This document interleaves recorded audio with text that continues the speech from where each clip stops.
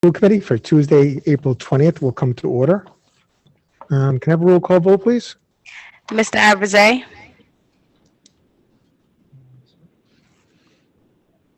Here.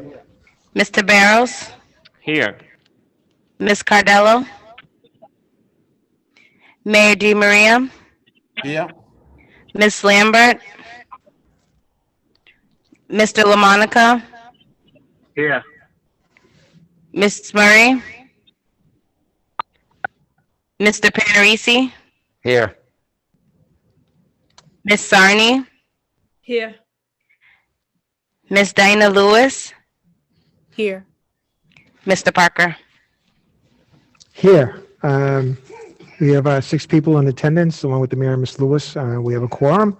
And just if I can note that both Mrs. Cardello and Mrs. Murray have previous engagements and could not make it tonight.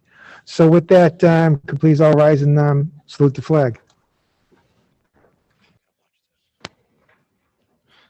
Pledge allegiance to the flag of the United States of America and to the republic for which stands one nation, under God, indivisible, with liberty and justice for all.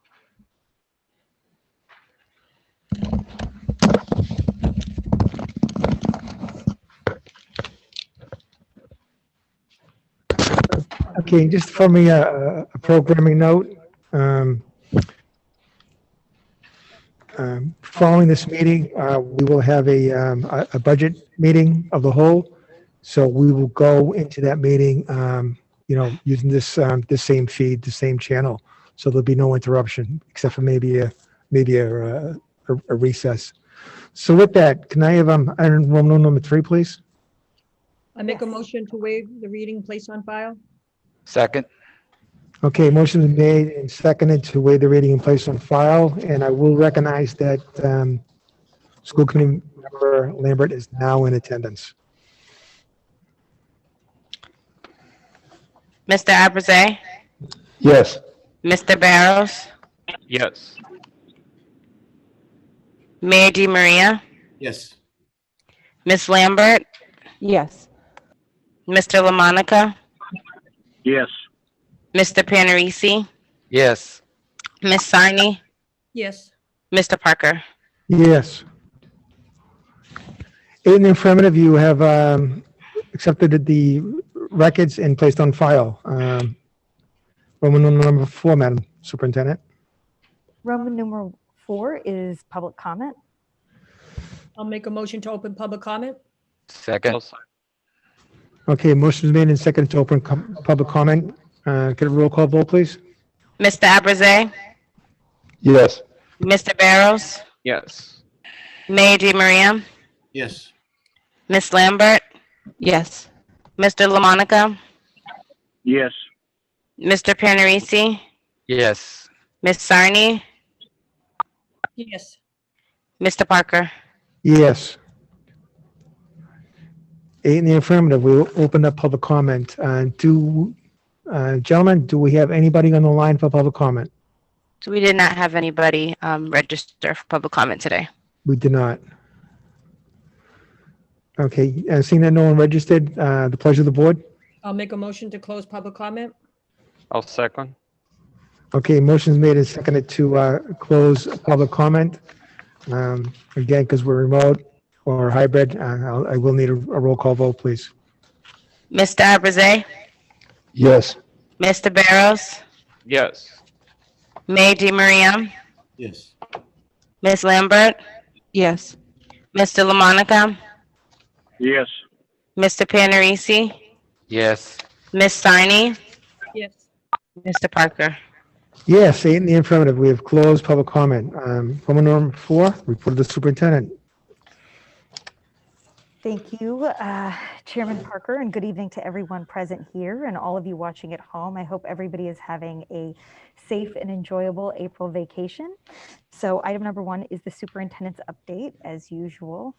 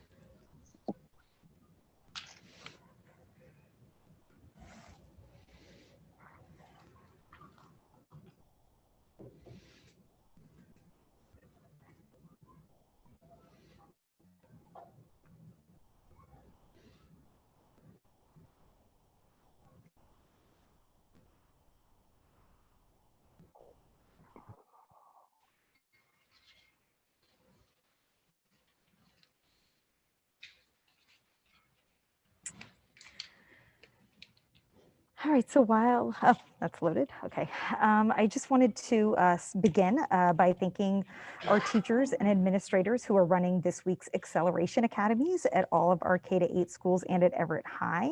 So we provided the details about this program during our March 1st meeting, but as just a quick recap, the academies are being held today, April 20th through Friday of this week, April 23rd, with some schools offering in-person sessions and others via Zoom and remote platforms.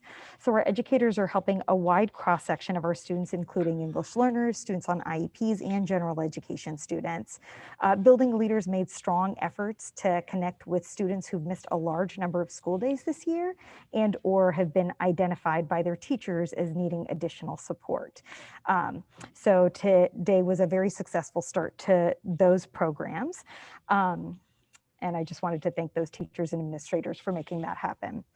So since tonight's meeting is going to be heavily devoted to our budget plan for fiscal year 2022, I'm trying to keep tonight's update shorter than usual, but there are still a few items that I wanted to share with you before we move on. So first, I wanted to let everyone know that next week we are going to be celebrating Abilities Awareness Week.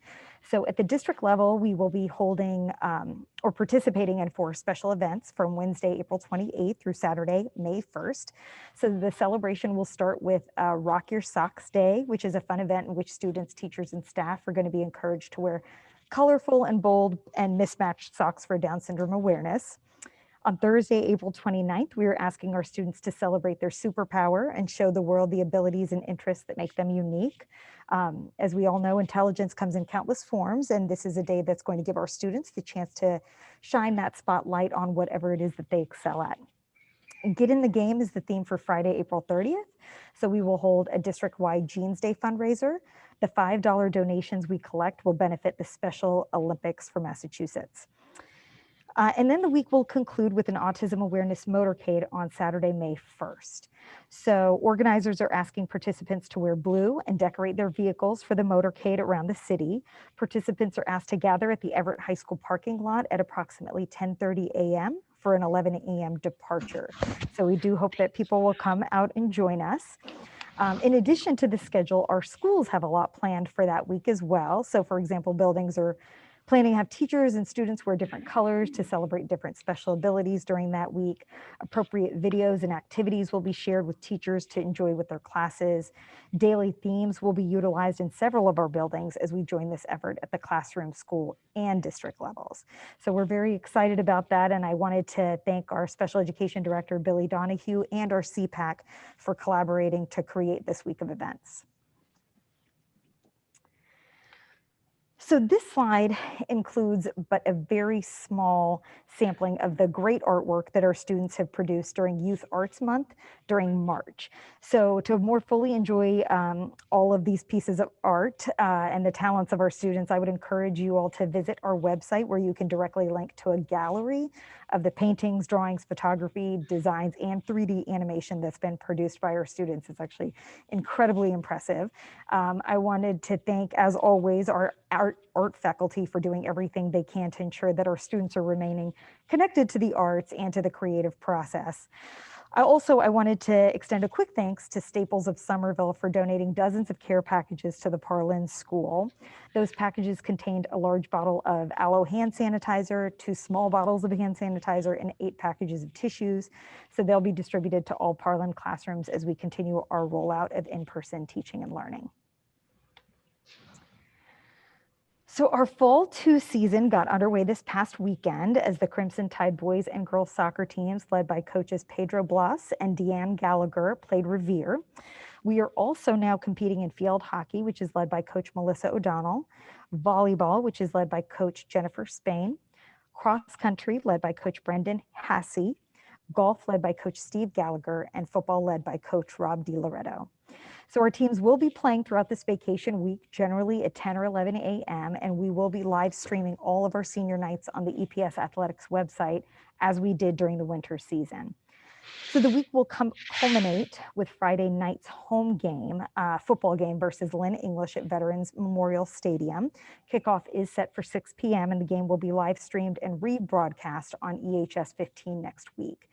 So again, per the Greater Boston League rules, each football player will be allowed to invite 2 fans to the football games. General admission, unfortunately, is not yet allowed, and we will continue to announce any changes to the attendance policy if and when they are made. But I do just want to thank our players and coaches for their patience and dedication throughout the school year. It has been so satisfying to see their hard work pay off in the form of an interscholastic schedule. The MIA is currently formulating its plans too for the spring season, and there is some hope that it will include state tournaments. Originally, games were scheduled to be played between May 17th and July 3rd. If and when that timetable is changed, we will announce it. EHS is set to field spring teams in baseball, softball, tennis, track, lacrosse, and crew. Wrestling, which has its own set of challenges due to the nature of the sport, is a possibility for the spring slate, but that too is still to be determined. Last week, we held our second English Learner Parent Advisory Committees, or LPAC meetings of the 2020-2021 school year. So we had great attendance. 30 parents attended the Haitian Creole Zoom meeting, 95 parents attended the Spanish Zoom meeting, and 49 parents logged on for the Portuguese session. So we were really pleased with the turnout, which definitely built on the success of our first meetings that were earlier this year. And we do hope for continued growth in that attendance as our LPACs gain more traction within the district and our community. So in addition to the topics that were chosen by each individual LPAC, all 3 LPACs were polled about what they want to see the district offer over the summer. So the opinions expressed represent a very long list of interests and priorities, from traditional academic supports and core subject areas to enrichment opportunities centered around activities such as soccer, dance, swimming, art, and cooking. We also polled the parents and guardians to find out what types of adult classes and schedules they would like to see offered this summer, as well as the time and modality for those courses. And parents also did ask that we create a more streamlined enrollment process, which we will certainly make happen. So we will be keeping all of these suggestions in mind as we formalize our summer programming. There are several, really great things that can be said about the formation of our language-based LPACs, but one thing that I wanted to mention in particular was that in practice, these are very much parent-driven organizations. So the officers set the agenda, and parents are free to discuss the topics openly and honestly in their native language. The LPAC meetings are not district events in which parents are invited. In fact, it's the opposite. They're parent meetings in which EPS leaders are invited. So we've quickly created this distinction, and we'll be sure to maintain it in the future. And I do want to thank, as always, our EL staff and our family liaisons for making the meetings a success. So now we come to our 2 key metrics, our COVID metrics, our daily incidence rate and our percent positivity. So our district is now in the yellow medium risk category again, which is positive news. So this is according to both the state ratings and ratings from the Center for Disease Control. So despite an uptick in both metrics last week, we are very glad to see that the decline has begun thanks to all the precautions our city and residents are taking. We also remain focused on the number of confirmed cases for school-age children, which you see in this next slide, in Everett. So here we see the month-by-month totals of all those living in Everett from ages 0 to 19 who've tested positive for COVID, including April's total up to today. And again, this is all students 0 to 19, even if they are not students in the Everett Public Schools. So we will be doing everything in our power to limit the spread of COVID while our students do return to in-person learning after this spring break. And to help, we do ask that our families and staff continue to self-screen and err on the side of caution on attending school when you or someone in your household is showing any symptoms. And finally, in preparation for students in pre-kindergarten and students in grades 6 through 8 returning to full in-person learning on Monday, April 26th, approximately 61% out of the responses we've received thus far have opted to return to full in-person instruction. So this chart shows that 31% of families have not yet given us their decision, and will continue this week our efforts to conduct individual outreach to families. We do ask that parents and guardians take the time to let us know what they are planning to do on the 26th. If you are happy with remote learning, please let us know by filling out the form so that we can plan accordingly. Finally, I also wanted to provide an update on our Meals to Go program. Starting the week of April 26th, we are going to be distributing meals twice a week on Tuesdays and Fridays from 2:30 to 4 p.m. And our distribution sites are at Everett High School, the English School, Cavarian, Lafayette, Parlin, Webster, and Whittier School. So that concludes my update for this evening, and I will take any questions if anyone has them.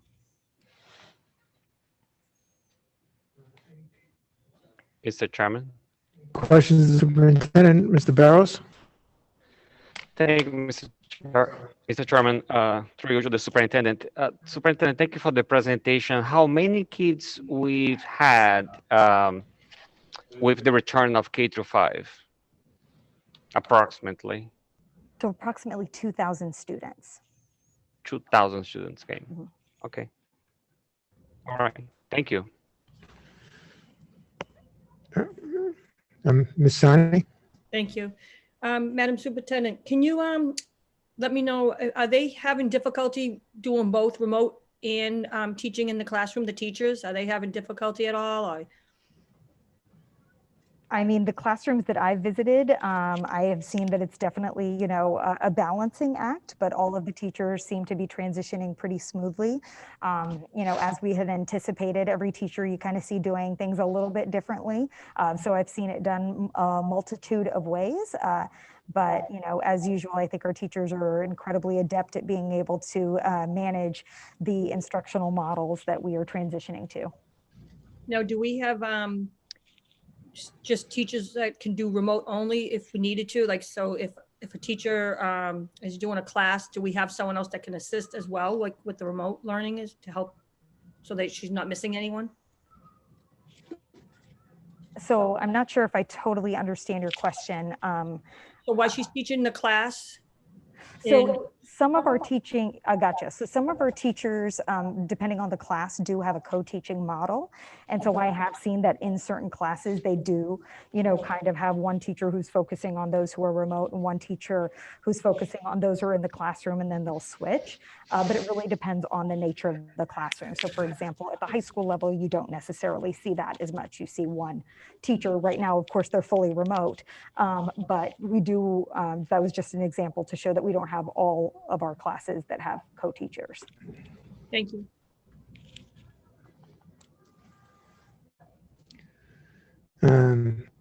Any other questions of the superintendent? Just one question going back to what Mr. Barrows said. The 2,000 students that are in attendance, I mean, this is K through 5. Yes.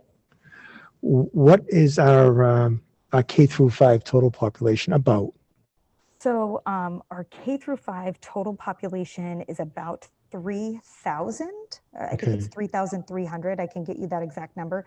And just to clarify, oh yeah, so that is 2,000 K to 5 who are in our schools. But I do want to clarify too that there are more students in our schools in our separate classrooms from K to 12. And we also do have some English learners in our classrooms too, in our buildings. Those were students who had come back earlier. Okay. So, so the 2,000 out of the 3,000 on the K to 5 is pretty much lining up with the surveys that we took. All right. Yes. Can we, no, I was going to ask for an enrollment update for the next meeting, which would be the 1st of May, right? First week in May. And then, because on the 26th, we've got 6 to 8 coming back. So if we can get an enrollment update and percentage of who's live, that'd be great. Absolutely. All right, thank you. So on the superintendent's update, I don't see any other questions. So thank you for that, Madam Superintendent. You're welcome. So we will move on to item number 2, which is a request to replace the boiler at the Lafayette School. So the Lafayette boiler is now coming up on being 22 years old.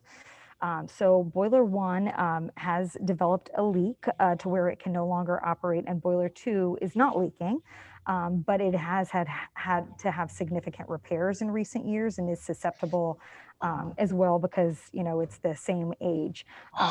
So E&E, our HVAC company, researched and called suppliers to find the manufacturer no longer makes the replacement section. So therefore, the only option is to replace the boilers with a new set of boilers. So the proposed cost is $573,960 plus $4,200 for butterfly valves for a total cost of $578,160. We are then entitled to a rebate of $37,500 for a final cost of $540,660. So we are asking for this body's approval to replace the boiler at this cost from our own funds, as timing is an issue. ENE does have concerns about getting contractors to be able to complete this job, especially with so many schools repairing their HVAC systems right now. Most contractors have work already lined up for the next few months. And this is a major project that needs to be done when students are not in the building. So we would like to plan ahead to be able to do that this summer because it is also estimated to take 8 to 10 weeks.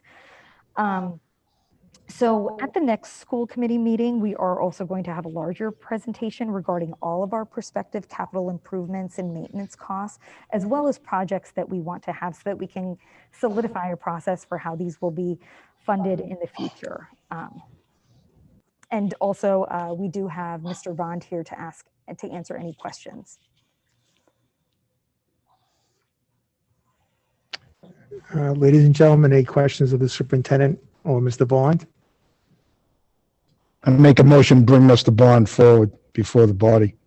Second. Okay, motion made and seconded to bring Mr. Bond forward. Just if you give me a thumbs up. Okay, Mr. Bond? Yes, sir, Mr. Chairman, through you to everybody. I'm here. Mr. Abraze has the floor. Mr. Bond, okay, obviously it sounds like one of those things we don't have a big choice about, but now the 8 to 10 weeks to do the job, obviously if everything were planned out perfectly, we could do it during the summer, but say everything doesn't fit into place.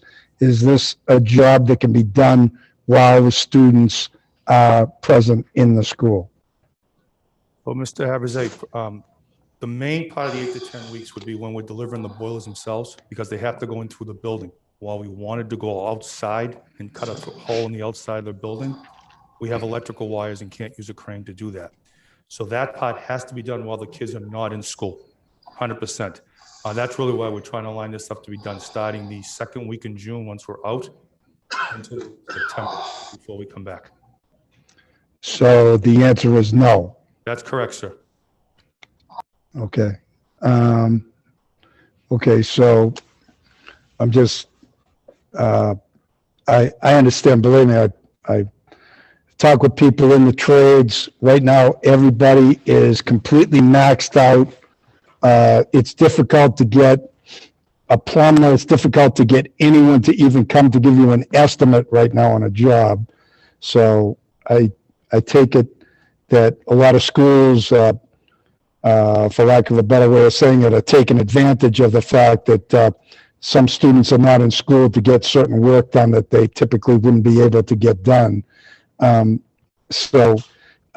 mean, I'm not going to hold you to this, but do you have a feeling in terms of will we be able to get someone for the summer? Is it, I mean, what's the likelihood of this happening? How do you feel about it? So at the current time, Mr. Abrazi, I feel comfortable. The real concern is if we don't lock them in now, we lose the low bid part of it, and then our costs would go up. Sure. That's really Okay. why I want to lock them in through E&E, the subcontract they would bring in to get it done. So I'm comfortable right now. We can get them locked in, and we'll be okay. I'm just Okay. worried about if we have to delay this for a while. Very good. Yeah, well, I'd be really concerned if we had to delay it any amount of time. So, okay. I mean, obviously, I'm in support of this. I don't know how anybody else feels that, but appreciate it. Thank you. Any other questions of Mr. Bond? If I can, real quickly from the chair, Mr. Bond. So from a procurement standpoint, we've already gone on, we've done a due diligence and got competitive bids.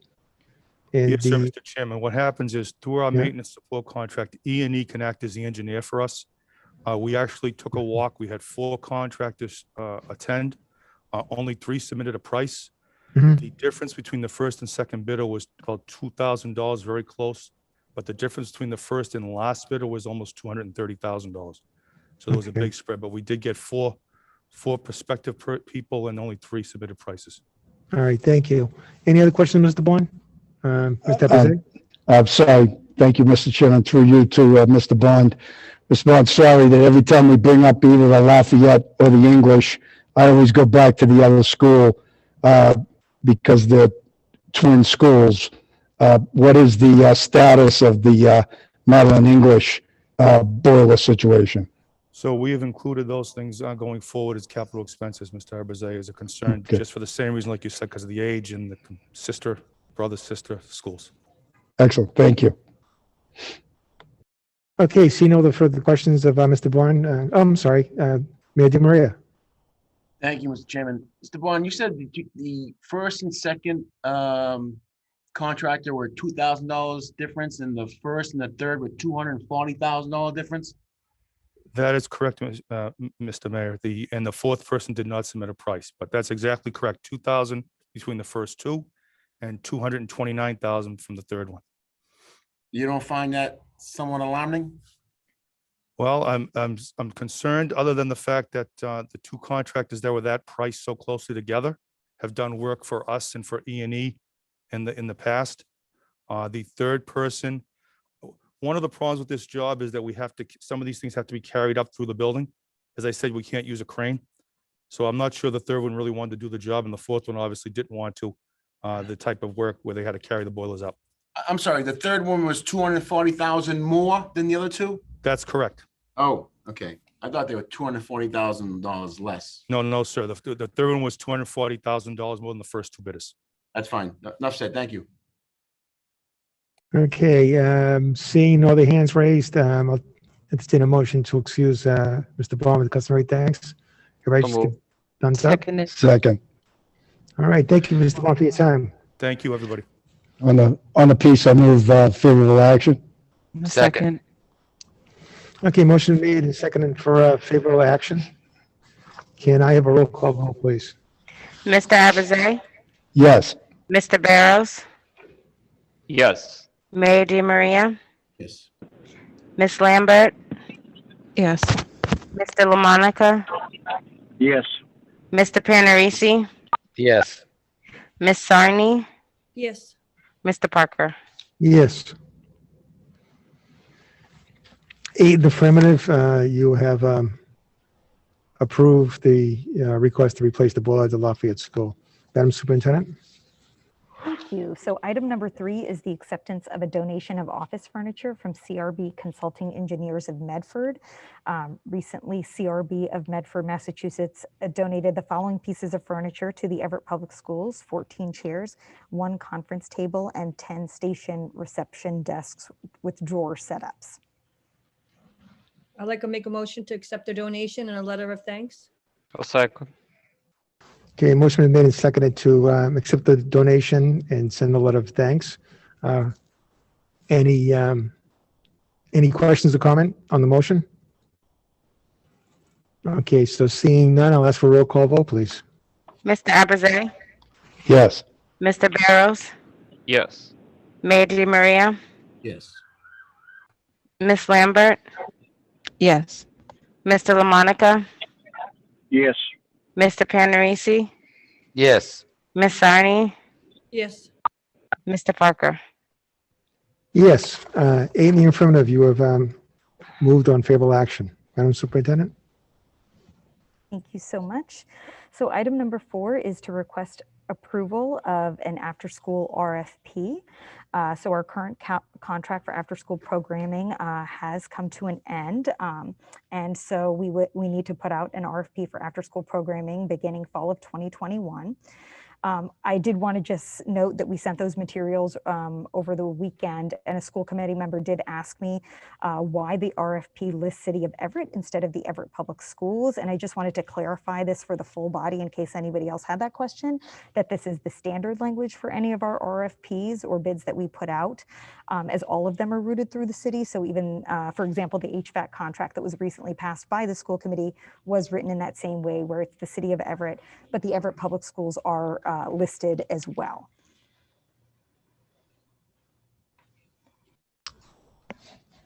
Okay. Is there a motion on the floor?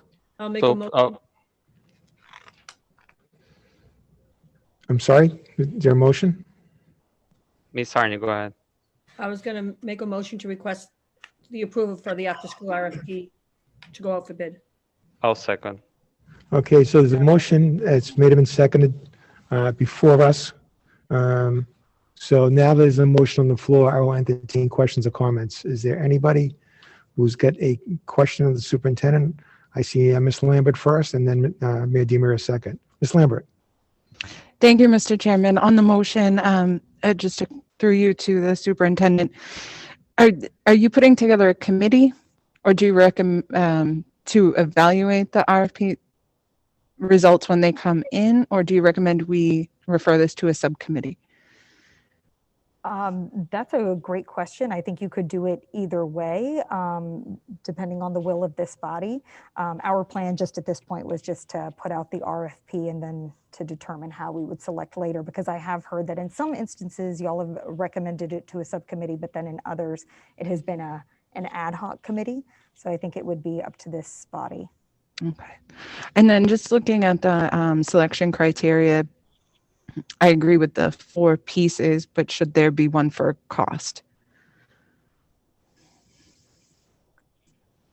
It was variety of programming, alignment of curriculum, quality of staff, and expertise experience. And I was not sure if there should be a 5th for cost. Oh, I see. You mean cost to the families? Or to the district. Or to the district. Okay, well, yes. My understanding was that the part of the RFP was that they had to put in a cost requirement. I wasn't sure if you were talking about for families in particular. But absolutely, if there's other language that we need to include in order to specify. No, not necessarily. I was just trying to understand as we go out so that we have the best selection in front of us, and just wanted to make sure. So not necessarily, it was just a question about that piece, but I understand what you mean as far as in the language where they put that piece. Thank you. Yes. Yeah, which would be page 3 in the price proposals. Yes, sorry. Are you all set, Ms. Lambert? Okay. Thank you. Mayor DiMaria. Thank you, Mr. Chairman. Through you to the superintendent, the existing provider, FKO, do they not have one more year left on their contract? So I know we entered into a contract in 2019, and it's usually a 1-year contract with the ability to extend every year for a 3-year period. And I'm just, as you know, so if you can answer that if you'd like. So yes, that is not my understanding. My understanding is that the contract is no longer in place, which is why we decided to put together an RFP to go out to bid. I think originally the contract had started in 2015 with 4 years option to renew, and I believe that we had already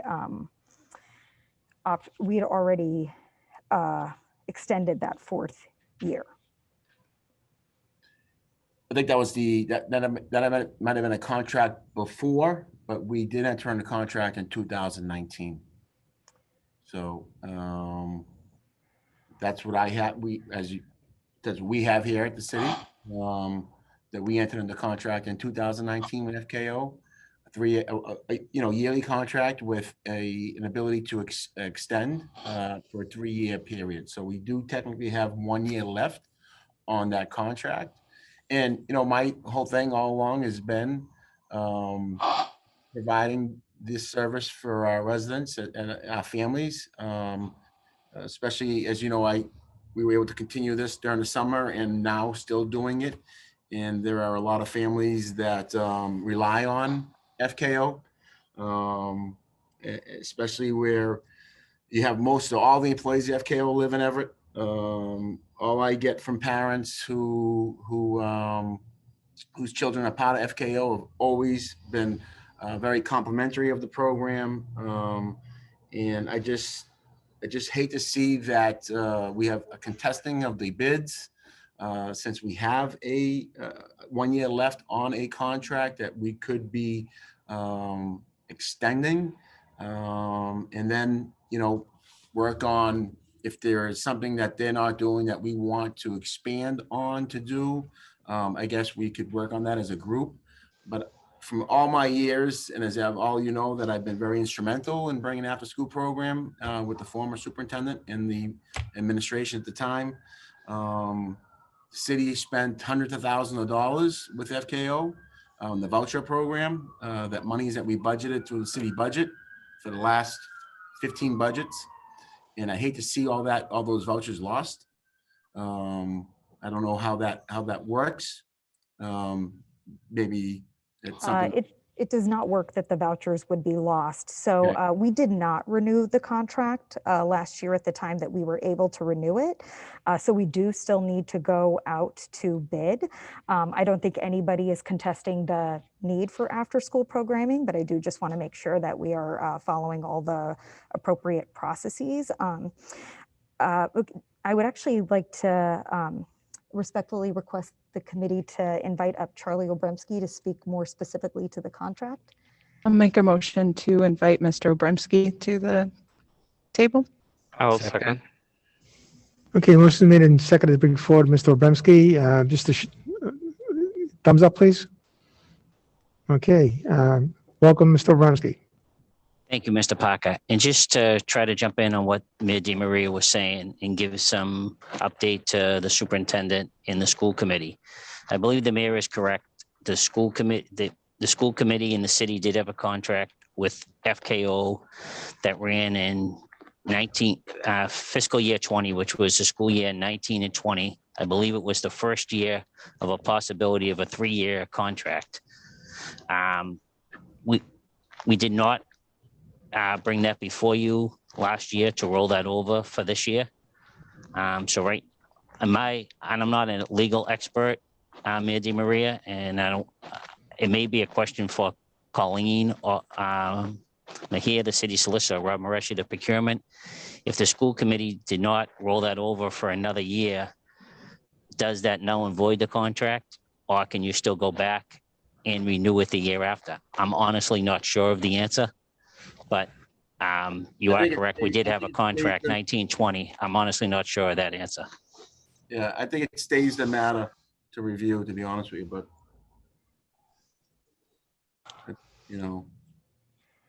Well, I just think instead of taking a vote this evening and instead of us continue deliberating this, why don't we just do we have a subcommittee we can send this to that we can deliberate? Get those legal questions answered. We could just lay it on the table for 2 weeks. Lay it on the table 2 weeks, yeah. All right. On the motion, I've got Mr. Appice and then Ms. Lambert. Thank you, Ms. Excuse me, it's going to be, Mr. Marconi, do you want to be recognized also? Mm-hmm. Okay, so it'll be Mr. Appice, Mr. Barros, and then Ms. Lambert has already spoken once. So, Mr. Appice. Thank you, Mr. Chairman. Through you to Mr. Obremski. Mr. Obremski, this FKO, is this, I recall we're at the administration building, I believe it was a couple of years ago. Is this the FKO that we ponied up a couple of $100,000 to from our budget? I don't believe it was a couple hundred, Mr. Appice. I think 1 year it might have been 75, another year it might have been 100, but we did put some money into that program over the course of maybe 6 or 7 fiscal years. Yeah, different amounts of money each fiscal year, but we did put money from our budget as well as the city did put some money from their budget into this program. And I don't want to get into this, but the mayor is giving the impression that this is some sort of a immaculate organization that we did, but I know for a fact there's been complaints about this particular after-school program. Am I wrong about that?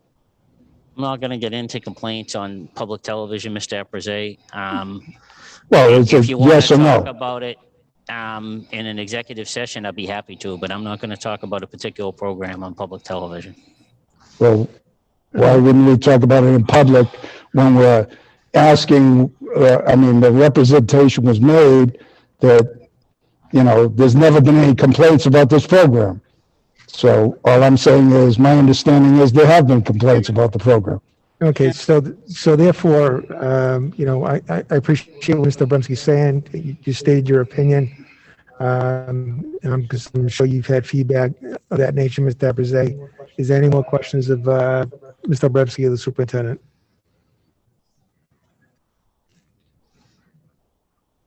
Apparently, so therefore, let me get Mr. Barrows and then Ms. Lambert next. Mr. Barrows.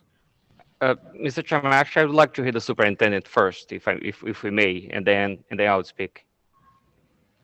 Okay. Ms. Lambert, you fine with that? All right, Madam Superintendent. I was just going to say, that despite even in this deliberation right here, that my understanding is to put out an RFP just provides them an opportunity that they could bid for it. So we're not precluding them from it, but I would prefer to follow a process. I would prefer to, we do have a revised RFP that articulates our requirements moving forward. It is a new administration. I have seen the other RFP, and I do think that there are areas that could be more robust. For example, in our new RFP, it does mention world language, which I know has been articulated as a priority even by the mayor, and other, enrichment opportunities as potential things that a program could bring. And so I do think that, I don't, that I would encourage us to be able to open up the opportunity, and again, not precluding anybody or biasing against or for any one organization would always be my preference. Again, not to bias against or for any particular organization. Okay, thank you. So with that, Ms. Lambert, then I have Mayor DiMaria. Lambert. Mr. Barrows. Oh, I'm sorry. The Barrows. You have the floor. Does that mean now? Thank you, Mr. Chairman. Just to follow up with what the superintendent said, this is an RFP and this is a public body. We shouldn't be saying that X, Y, Z is the best and should continue for the rest of our lives. FKO and any other organization that provides such service can apply through an RFP process and just show that that organization provides the best service. So that's how it should work, and that's how it works actually in a public body. So I'm fully in favor of an RFP where the current provider, if they choose to apply, can apply as well. But that's how it should be in all process and programs and services that we have. We have a new superintendent, which no longer that new, who wants to improve this program, and the current provider can actually apply if they choose to. So I'm fully in favor of having an RFP process, having a public process, having a group of professionals reviewing all the proposals, submitting those finalists to the school committee for a final approval. That's how it should be. Thank you, Mr. Chairman. Okay, thank you, Mr. Bell. Ms. Lambert, and then Eddie Maria. I don't want to beat a dead horse because I would reiterate the same, but I feel like this is the fairest process.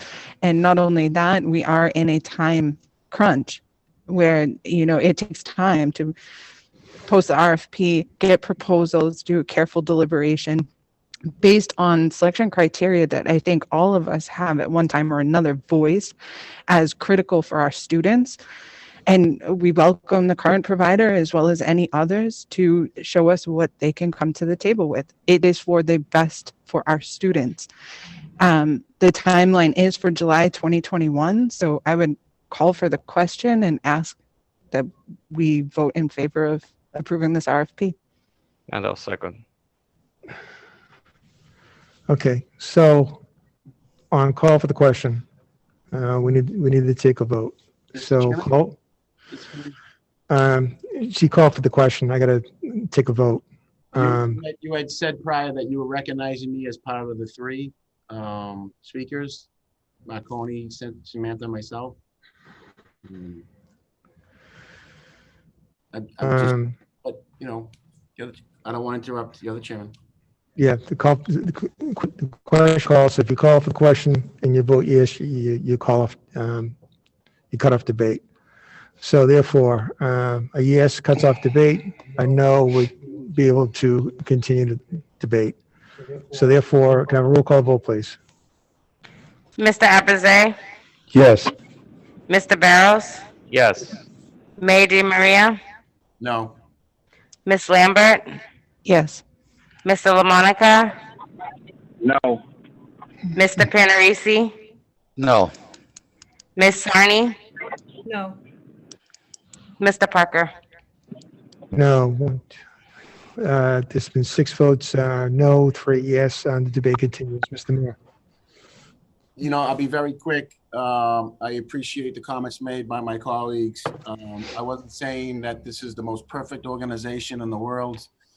They have had some instances where that I've been made aware of, but I believe every vendor that's done business in this city in my 30 almost years of government has had an instance where we've had an issue with a vendor, but they have a contract, and this is the legal process. They have a 3-year contract.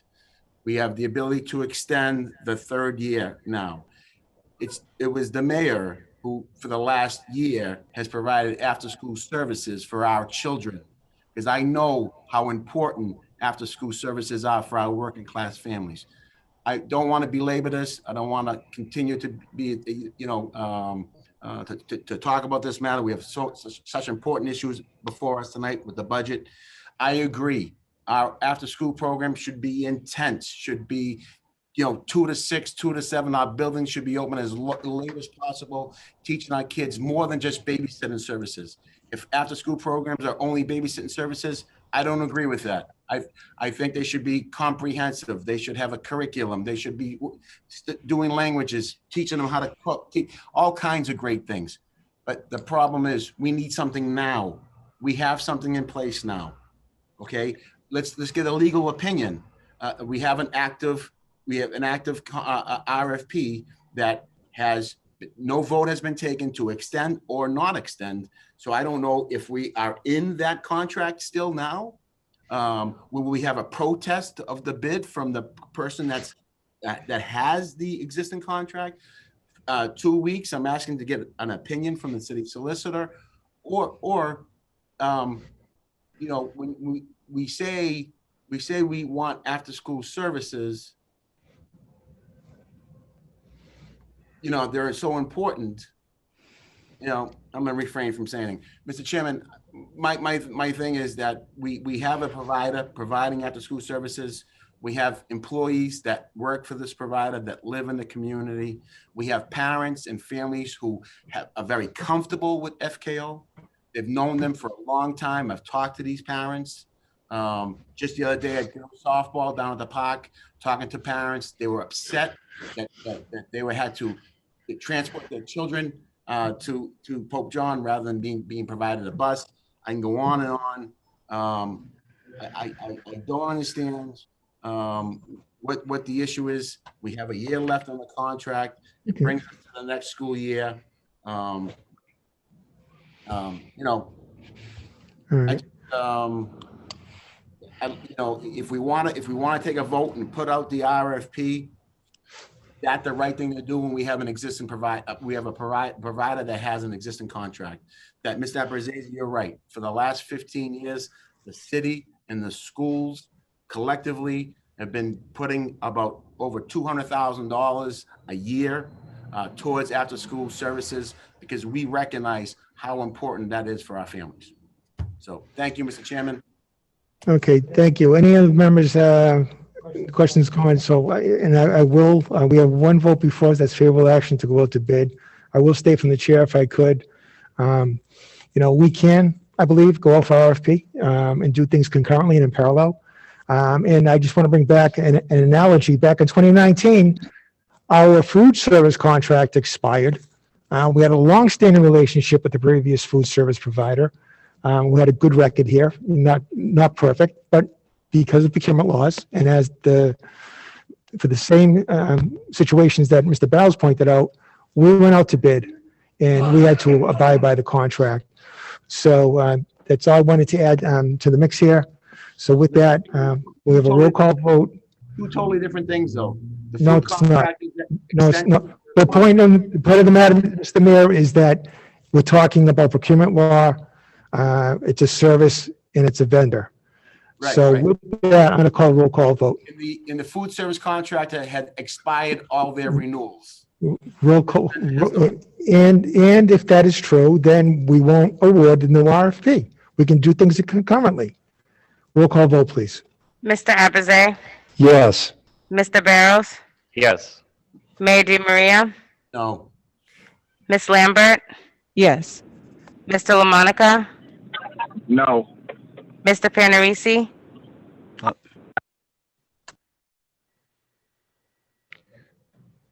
My. You're, Oh, yeah. Yes. Miss Sarni, No. Mr. Parker. yes. 1, 2, 3, 4, 5. 2, 3. 5 in the affirmative, 3 in the negative. The motion passes. Item number 5, please. Thank you. Item number 5 is request approval of the munis contract. So in partnership with the city, we have been demoing munis as a system that we would like to adopt for its comprehensive financial, HR, and revenue structure. At this time, we plan on entering into a contract to upgrade our HR payroll system and start to phase out Millennium. So this is a decision we entered into jointly with the city, given the outdated and oftentimes manual payroll and HR process that we currently use. So the system cost will actually be borne by the Everett Public Schools, since we felt it would be beneficial to assist with this important implementation, even on the city side, as I think it streamlines our processes and makes things less prone to human error. We are requesting approval of the contract before you for a total cost of $582,969. We did receive the contract later than we expected, which is why it was sent to the school committee members separate from the other materials. So if the members have not had time to review it, we can absolutely lay it on the table to be discussed at the next meeting. I make a motion to lay it on the table. Chairman? Hold on. Did I get a second? I'll second. Okay, we have a motion before us to lay this on the table. I have a second, so with that, I'll open up the floors for comments and questions. Mr. Mayor? Mr. Chairman, I think this is a great idea. Spoke with the CFO Demas and Ms. Giant and the superintendent, and they're all on we're all on the same page with moving forward with this software system. So I would say we move forward and vote favorable this evening. Do you want to put that in form of a motion? Mr. Mayor? Yeah, Mr. Chairman, make a motion for favorable action on the order. Second the motion. Okay. Okay, is any other questions or comments of the superintendent? Again, from the chair, going back to the School Finance Review Task Force, which seems that no one pays attention to anymore. One of the recommendations was for the school department to upgrade their systems and build a new process. Munis is the answer. Munis is a enterprise resource program that is, one of the premier ERP systems from municipalities.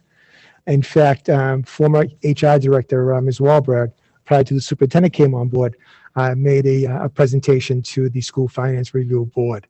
So this was a recommendation of the report. It's much needed. It's going to take us, deep into 21st century from a tracking, a recording, and performance standpoint. And with it, even though it sounds like it's a lot of money, it will bring economies of scale to the Everett Public Schools. So on the motions, Ms. Lambert? Thank you, Mr. Chair. On the motion, I'm not opposed to this. In fact, I was an observer at the meeting of which munis was presented at the school finance task force, and I do agree with it. However, I would just ask that we have a little bit more time to be able to read and understand the cost implications as compared with our current system. And I just had a few questions about potential cost savings as in errors, and whereas I have not had the time to go through, I don't know that any, possibly they have. I just wanted to ask for 2 weeks in order to be able to review that. Okay, so I withdraw my motion, Mr. Chairman. 2 weeks is fine. I withdraw my motion, and this is not that pressing that we have to vote on this evening. So I would want my colleague to get all our questions answered. So I withdraw my motion, and we can revisit this in 2 weeks. okay, so if your last one was withdrawn, laying on the table for 2 weeks is before us. Can I have a roll call vote, please? Mr. Abraze? Yes. Mr. Barros? Yes. Mayor Di Maria? Yes. Ms. Lambert? Yes. Mr. LaMonica? Yes. Mr. Panarisi? Yes. Ms. Sarni? Yes. Mr. Parker? Yes. So the motion is been laid on the table, and it will appear on our next calendar, which will be May 3rd, on the report of the superintendent. Okay, moving on to Roman numeral number 6. Yes, Roman numeral 6 is items submitted by school committee members. Item number 1 is the EPS Gateway to College program, which was submitted by Mr. Barros. Mr. Barros? Thank you, Mr. Chairman. The EPS Gateway College program is what I would call fascinating. It's just amazing. And I've talked to many parents who still don't know that this program exists. So these are kids who are facing difficulty or possibly dropping out of EHS, and they are put in this program at Bunker Hill Community College, where they receive credits for their future graduation at Bunker Hill. So it's kind of a duo, Everett High School and Bunker Hill Community College. So I would like to entertain a motion to bring this item to our subcommittee on equity, diversity, and inclusion, and invite the coordinator of this program to come and present to our parents and to the whole city, because it's fantastic, and a lot of, more parents and more students need to know about it. I'll second that.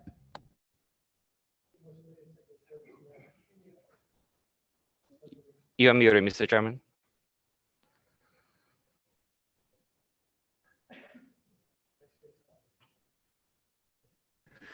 So motion is made and seconded to refer this item to the Committee on Equity, Diversity, and Inclusion. Any questions or comments on the motion?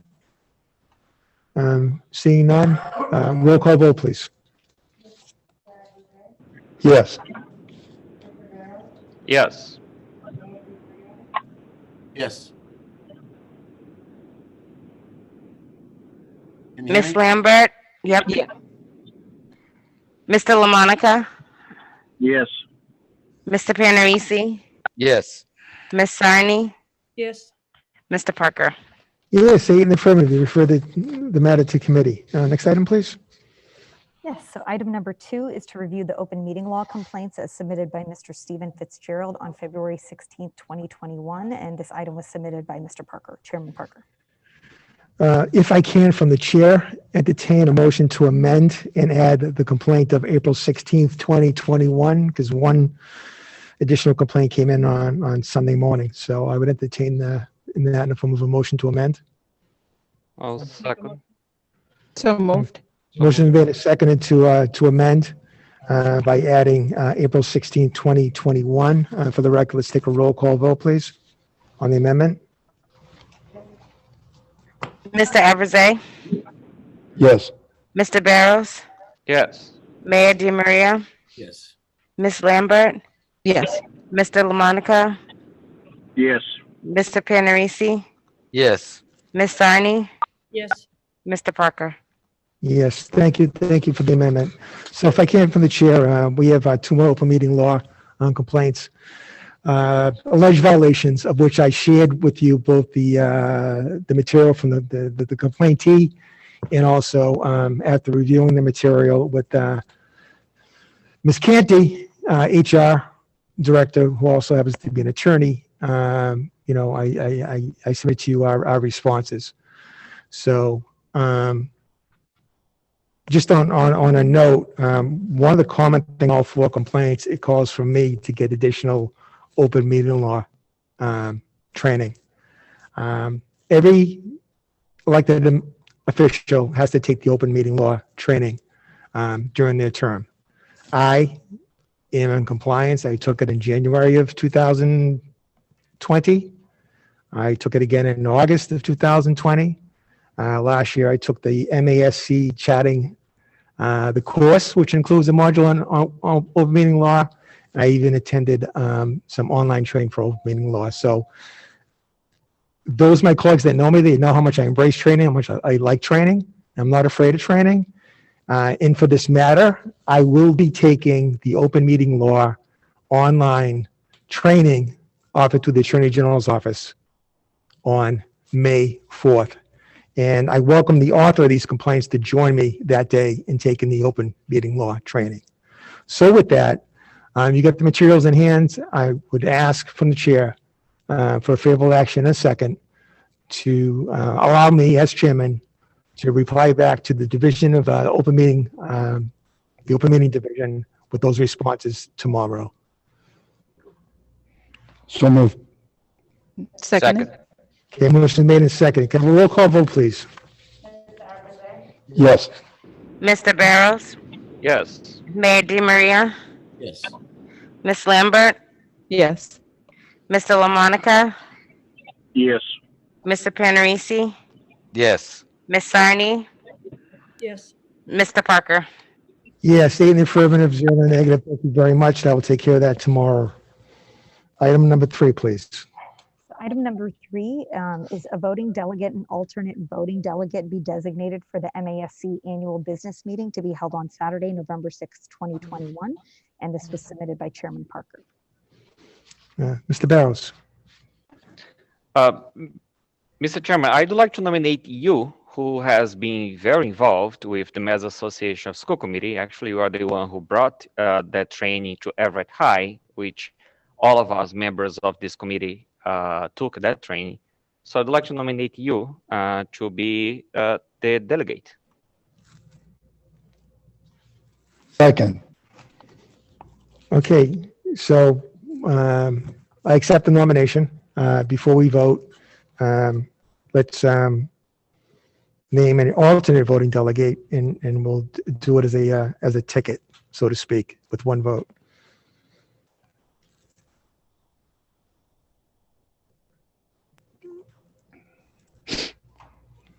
Miss Lambert, would you like to be? I would nominate Miss Lambert to be the alternate delegate.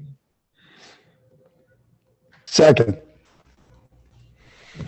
Okay, so Ms. Lambert has been nominated and seconded. So I'm not sure what the format will be for this year's business meeting. Last year was virtual. And last year would have been the year we would have received that trophy as being one of the school committees of the year. I don't expect us to do a two-peat, but there's a lot of legislative activity going on, a lot of advocacy, and it should be a very, very good event. So with that, the motion has been made and seconded that myself, Mr. Parker, will be the voting delegate, and Ms. Lambert will join me as the alternate voting delegate. Can I have a roll call vote, please? Mr. Abraze, Yes. Mr. Barrows, Yes. Mayor DiMaria, Yes. Ms. Lambert, Yes. Mr. LaMonica, Yes. Mr. Panarisi, Yes. Ms. Sarni, Mr. Parker. I've got 7 on that one in the affirmative. So, so moved. So, Ms. Lambert, leave your lampshade at home. Okay, Roman number 7, please. So Roman numeral 7 is subcommittee reports. So item number 1 is the ad hoc superintendent subcommittee that met on Wednesday, April 14th at 4 p.m. Ms. Lambert. Thank you. The ad hoc superintendent evaluation subcommittee met Wednesday, April 14th, 2021 at 4 p.m. In attendance was myself, Mr. Parker, and Mrs. Murray for the school committee, as well as Ms. Tahiliani, and that was held at Vine Street. I make a motion to accept the report and place on file. I'll second it. Okay, motion is made and seconded to accept the report and place on file. Can a roll call vote, please? Mr. Abraze, Yes. Mr. Barros, Yes. Mayor DiMaria, Yes. Ms. Lambert, Yes. Mr. LaMonica, Yes. Mr. Panarisi, Yes. Ms. Sarni, Yes. Mr. Parker. Yes, 8 in the affirmative. You have accepted the report as presented. Madam Superintendent? Item number 2 is the Committee on Finance and Negotiations that met on Thursday, April 15th at 6:30 p.m. Ms. Lambert? Thank you. The Subcommittee on Finance and Negotiations met with myself and Ms. Sarni in attendance. We voted to go into executive session and adjourn from there, and I would ask that we approve the minutes and place on file. I'll second that. Okay, motion is made and seconded to approve the minutes and place on file. Roll call vote, please. Mr. Abraze, Yes. Mr. Barros, Yes. Mayor DiMaria, Yes. Ms. Lambert, Yes. Mr. LaMonica, Yes. Mr. Panarisi, Yes. Ms. Sarni, Yes. Mr. Parker. Yes, 8 in the affirmative. You accepted the minutes. Madam Superintendent, I think the next item is 8. Roman numeral 8, bills and payrolls. Ms. Lambert? I make a motion to approve bills and payrolls in the amount of $1,290,933.14. I'll second. Okay, motion is made and seconded to approve bills and payrolls in the amount of $1,290,933.14. Roll call vote, please. Mr. Abraze, Yes. Mr. Barros, Yes. Mayor DiMaria, Yes. Ms. Lambert, Yes. Mr. LaMonica, Yes. Mr. Panarisi, Yes. Ms. Sarni, Yes. Mr. Parker. Yes, 8 in the affirmative. You have approved. Ms. Lambert? I make a motion to pay bills and payrolls in the amount of $1,290,993.14. Second. Okay, motion is made and seconded to pay bills and payrolls in the amount of $1,290,993.14. Roll call vote, please. Mr. Abraze, Yes. Mr. Barros, Yes. Mayor DiMaria, Yes. Ms. Lambert, Yes. Mr. LaMonica, Yes. Mr. Panarisi, Yes. Ms. Sarni, Yes. Mr. Parker. Yes, 8 in the affirmative, 0 in the negative. You have moved for favorable action to pay bills and payrolls. And what's next? Adjournment. I'll make a motion to adjourn. So what we'll do is we'll reconvene this meeting from adjournment, and then right afterwards, I'll open up the committee of the whole as the budget. So the motion is made for adjournment. I'm sorry, I missed this. There's been a second. Roll call vote, please. Roll call for adjournment. Mr. Abraze, Yes. Mr. Barrows, Yes. Mayor DiMaria, Yes. Miss Lambert, Yes. Mr. LaMonica, Yes. Mr. Panarisi, Yes. Miss Sarni, Yes. Mr. Parker. Yes, you have adjourned from the regular meeting of the Everett School Committee. Just give me a moment, please.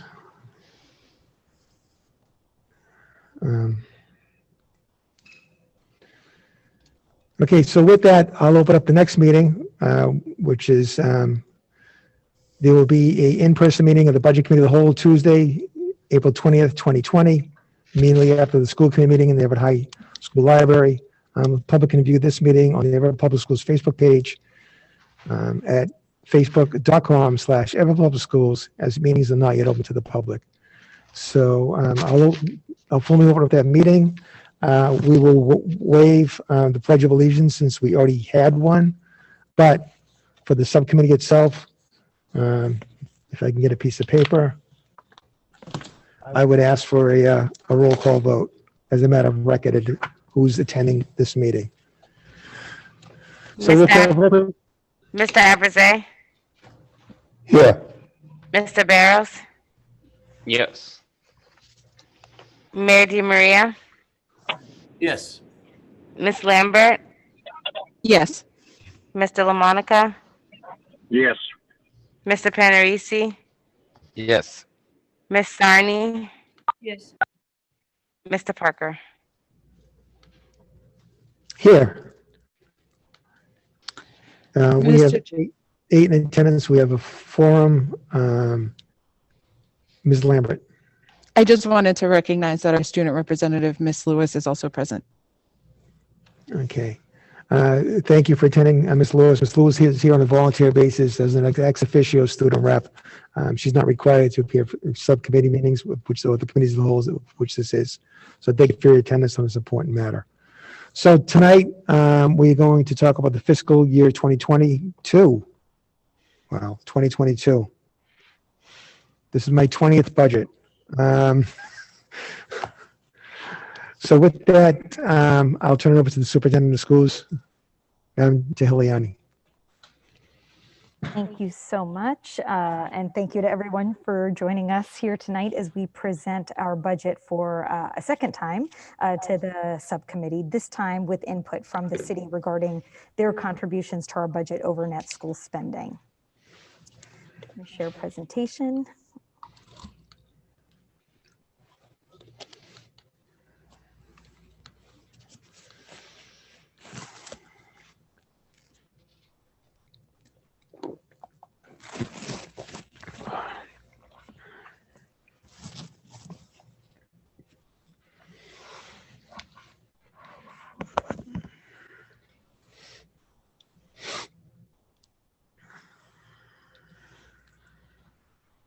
All right, so to begin, our final budget must be submitted to City Hall by April 28th, and we will be having our public hearing next week on April 27th.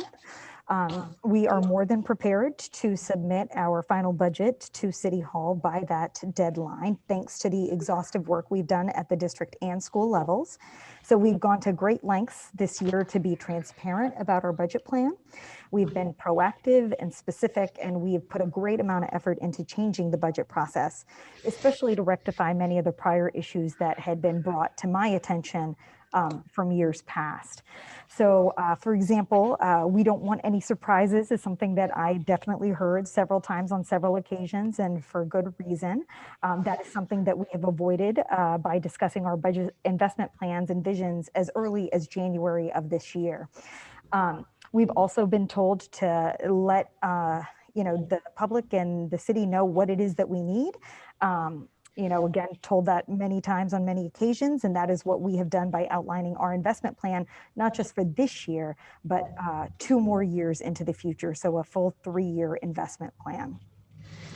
So although we have been working to garner the commitment that we need to fulfill our long-term vision for our students, the big change in tonight's presentation from the one that we presented earlier this month is that these numbers reflect that we have received no commitments for any additional money above net school spending from the city at this point. So this is all we can count on. So our previous budget, we were asking for a $35 million investment over 3 years, and we had budgeted in hopes of receiving $9 million of that for FY22.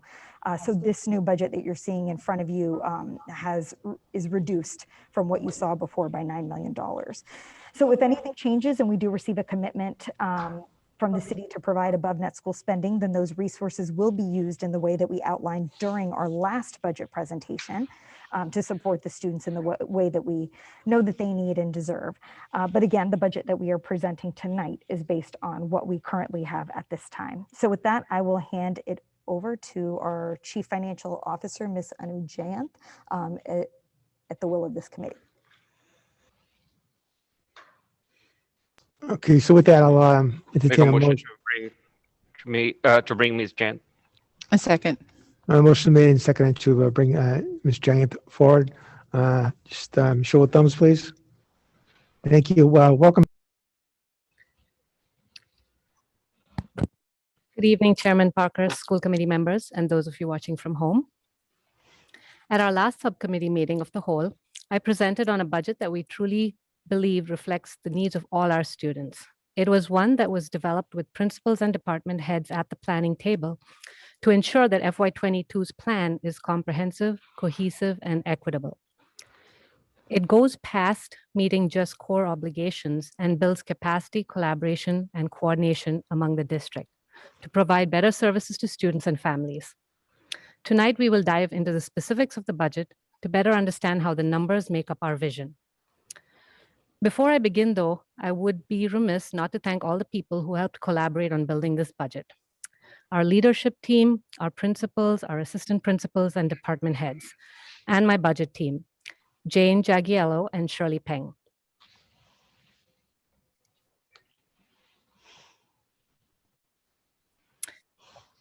I would like to revisit the slide before we begin to highlight again our projected fiscal year 2022 budget.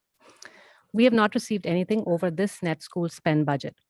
This is important to highlight since at our last meeting, we highlighted the investments we had planned for and the high need for sustainability of these investments through a $35 million over 3-year ask. Without those funds, we have now scaled back our vision to the budget before you.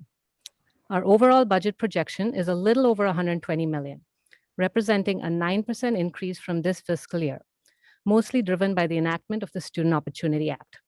We are grateful for these resources from the state, and we will utilize them in the best, most far-reaching ways possible. From this $120 million budget, we will start delving into the chargeback costs first.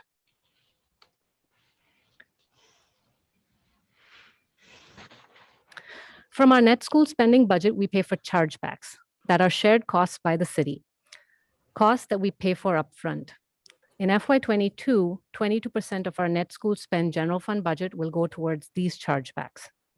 The largest cost in dollar terms stems from health insurance for our staff.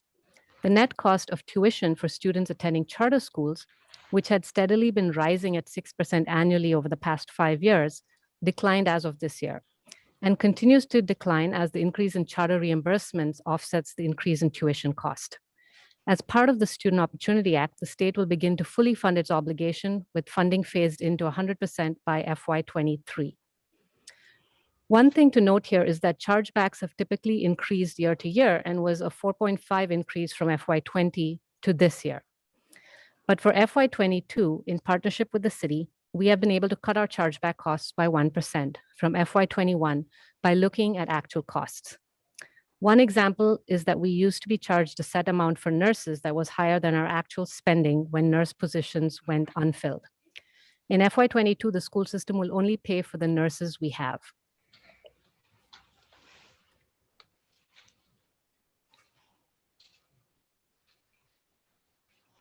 Once our chargebacks are accounted for, we can turn our attention to how best to maximize the rest of our budget on behalf of every student in the district. When I last presented this budget, I had included the same slide. This is our budget at a glance, which shows a holistic picture of the entire budget. The big change between what I presented last time is that we have reduced the budget down to the net school spend amount, since we will not be receiving anything over this for FY22. You can see here where we have reduced, and we'll go into more detail on this shortly. Our special education transportation is parsed out as it has to be voted on a separate budget line.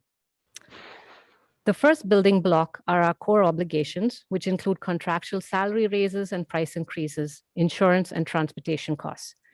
We maximize our cost efficiencies to the greatest extent possible, ensuring that we can direct the most possible resources to our schools and students. So our total budget proposal on March 29th was $103,054,300. However, we have reduced our budget that we present today by $9.2 million, since we will not be receiving the investment that we requested over net school spend. This represents our responsibility to meeting immediate and serious needs wrought by COVID-19, as well as our long-term commitment to boosting student achievement across the board. We view this budget cycle as one of the first major steps towards making Everett Public Schools a world-class public school system. You will notice there are no changes in our school-by-school budget lines, as we are 100% committed to making pointed enhancements and additions at the building level. But in the absence of funds above net school spend, there are significant parts of our investment plan that we'll be forced to abandon.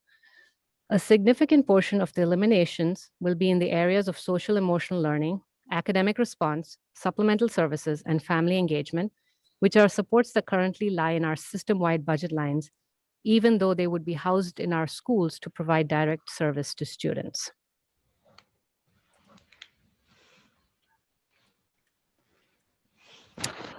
We will put our budget into action by directly pushing significant resources to our schools. Our principals, assistant principals, and directors were instrumental in helping us set our priorities and finding ways to directly impact students.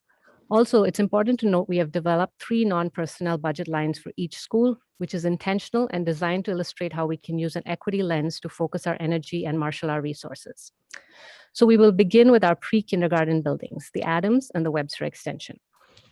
In an attempt to make field trips more equitable, we are funding 1 bus per class. We have set up a line for supplies and materials for each school, with funding based on enrollment. Another line has been established to give teachers and administrators the flexibility to purchase textbooks based on need and enrollment. In addition, we will move a classroom for 3-year-olds from the Webster Extension to the Adams due to space constraints. This will positively impact both buildings. So the budget reflects the transfer of 1 teacher, not the addition of a position.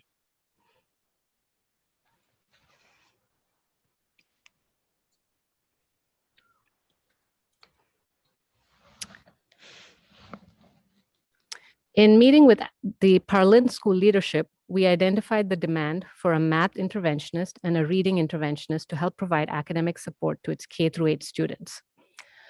With an eye towards accessing more content areas where we are adding a specialist to the Parlin, perhaps in robotics or a world language, depending on teacher availability. Whoever the specialist is will free up more time for common planning across all grade levels. We are also hiring an additional assistant principal at the Parlin and at a few of our other larger schools, which you will see in the upcoming slides. This was a result of the budget meetings with our principals, who let us know that this has been an ask for several years for the purpose of achieving equitability. Before now, a school with 600 students and a school with 1,000 students had the same number of administrators, which has made it difficult to support the greater number of staff and students in the building and to balance the academics and operations within that building, which is the charge of our assistant principals.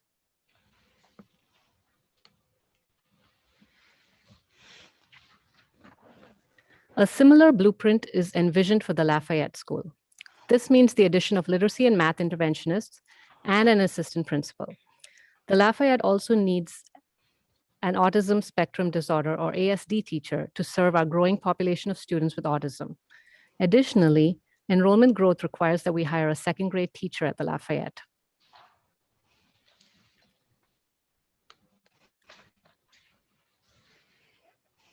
The Cavarian School will be budgeted an assistant principal and a specialist. At this point, we are posting specialist positions for all our schools for both world language and STEM, as we are unsure of the quantity and quality of candidates that we will find, and we want to keep our options open. The Webster School will benefit from an expansion of our English Learners program and will no longer be an opt-out school. So we will hire an EL teacher to help meet the needs of our growing EL population during the 21-22 school year and beyond. To be more specific, more than a quarter of our students district-wide, approximately 26.5%, are current English learners. This percentage has grown over time and represents a little more than 1,800 of our 7,000 students. As a result, our EL teaching staff also needs to grow. In addition, we are planning to hire an inclusion teacher at the Webster School due to an increase in the number of our special education students and a grade 5 teacher based on projected enrollment.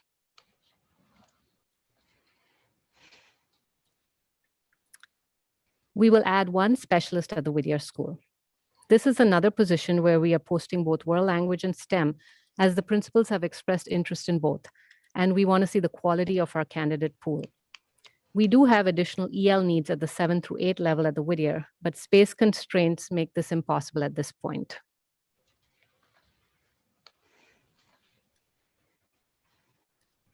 The Devon School, our K through 12 special education school that does not have an AP at all, will finally benefit from this addition, which has also been a year-over-year ask of the principal. The new AP will help serve overage, undercredited students and dropout prevention, which will have a long-term district-wide impact and benefit. We will also be adding a full-time guidance counselor. Currently, they only have a 0.5 counselor that is shared with another school, so this position is long overdue at the Devons. In addition to traditional responsibilities, the Devons guidance counselor will have the skill set required to help students who need job placement assistance. We are also providing funding for a crisis counselor to offer much needed direct social emotional services to our students at the Devons.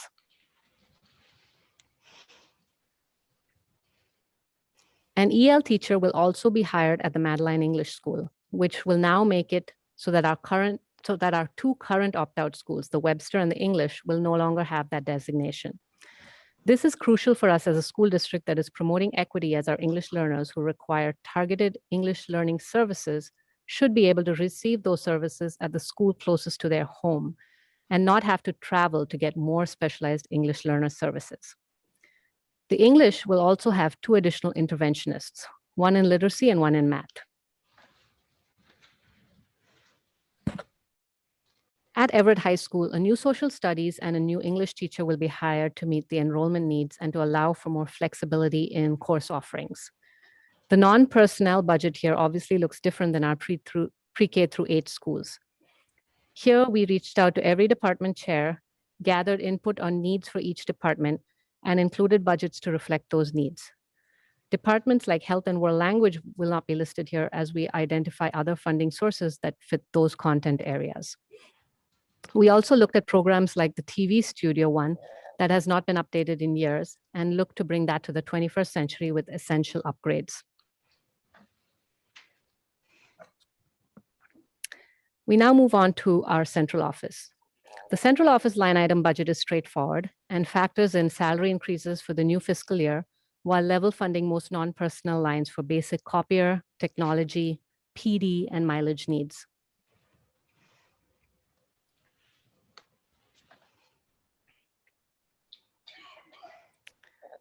Our special education costs are always our biggest cost drivers, specifically due to the very nature of services rendered for our most vulnerable students. One thing to note here is that we're working on making our budget lines more transparent. So we have taken line items like the clinical services line and broken it out into more distinctive lines for translations, clinical services, and vision hearing screening. This allows us to better track and manage our budget through the year. We hope to break out most of our budget chart fields in this way for better transparency and ease of fund management. Out-of-district tuition costs for special ed students continue to grow and were projected to be nearly $7 million in FY22. This is based on 92 students eligible for out-of-district, plus a buffer since we do have students who are eligible mid-year that we immediately need to privately place. Given the size and variability of these costs, we plan to track this very closely to help mitigate potential risks.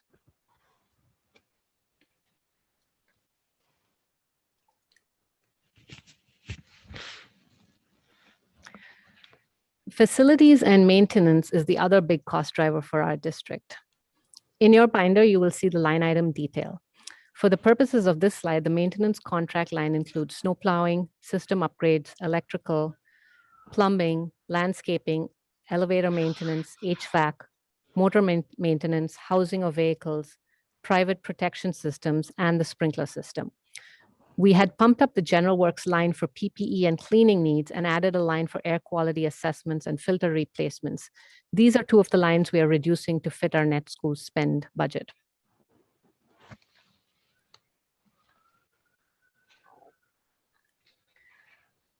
System-wide costs are what we call school costs budgeted centrally. These are line items that pertain to all our schools and are hence easier to budget in a system-wide department. The line item to note here is the personnel investments line. This was where we had, in our original budget proposal, planned for positions like the academic recovery advisors, social emotional personnel, and the COVID and family engagement liaisons, to name a few. These positions were budgeted centrally, but would have been deployed to schools. This is the line item we have deducted in order to match net school spend. As you can see, it represented a significant investment in providing the kind of teaching, instructing, and assistance that result from in-school, in-person supports that are delivered by talented educators and professionals.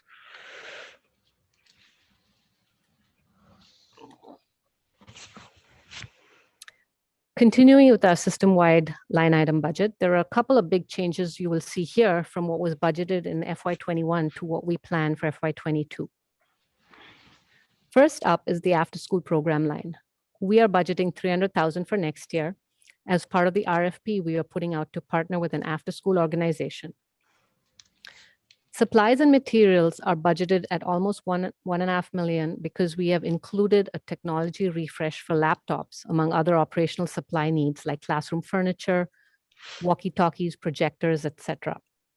TeachPoint and the X2 subscriptions are also included here. The other line item increase is curriculum, as we have reviewed all our content area needs and need to make the necessary adjustments and improvements. Of course, the most significant change across all the line items we have gone through today is the reduction of the $9.2 million request we made in our originally proposed budget. On the next slide and in your binder, you'll see these reductions in totality, along with the services that we will not be able to provide as a result.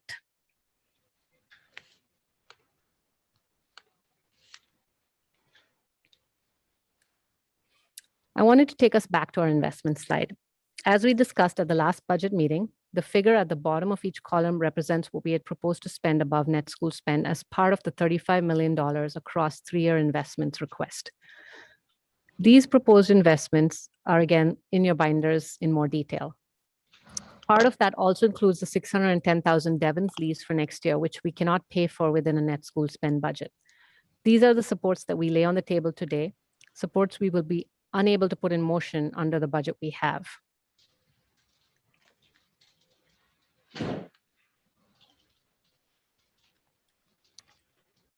What we can do is explore using our ESSER, or emergency relief funds, to allow us to make these much needed changes and supports.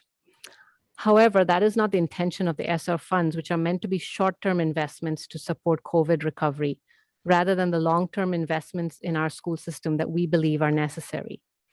We want to increase instructional and support positions, social workers, resource teachers, family engagement staff, and academic recovery teams. We believe it is necessary to purchase instructional material, provide PD, and strengthen supplemental supports to our schools and students. We believe it is necessary to expand our extended learning opportunities, summer school, and school improvement efforts. But without the long-term sustained financial support we had requested, these investments are short-lived and will need to be cut in the next year. Having them in place for just a year will not give us the impact we need to see, the impact that our students and our families need to experience. To be even more blunt, what is absent from this budget represents the areas in which we had hoped to substantially expand the breadth and depth of our staffing and programming. It was through these investments we were looking to take a holistic, longer-term approach to educating and supporting our students and families. As we have discussed several times over the months, we have practical considerations and obligations that comprise a large proportion of our budget. As a result, funds that do not have to go towards core responsibilities are vital to bringing our vision to life. On the other hand, I do believe this budget squarely points us in the right direction. It reflects careful deliberation and a strong commitment to providing the greater resources to our schools. We were creative where appropriate, and we are leveraging the funds that are available to us in direct response to the pandemic. Still, this is not the budget we envisioned, not totally. Our original plan was developed with great ambition and a wider lens. Our aims are high, yet this presentation reflects a narrower scope. But we remain optimistic about where we're headed and where our priorities lie. As resources are made available, we're poised to act decisively and deliberately. Thank you, and I look forward to your questions.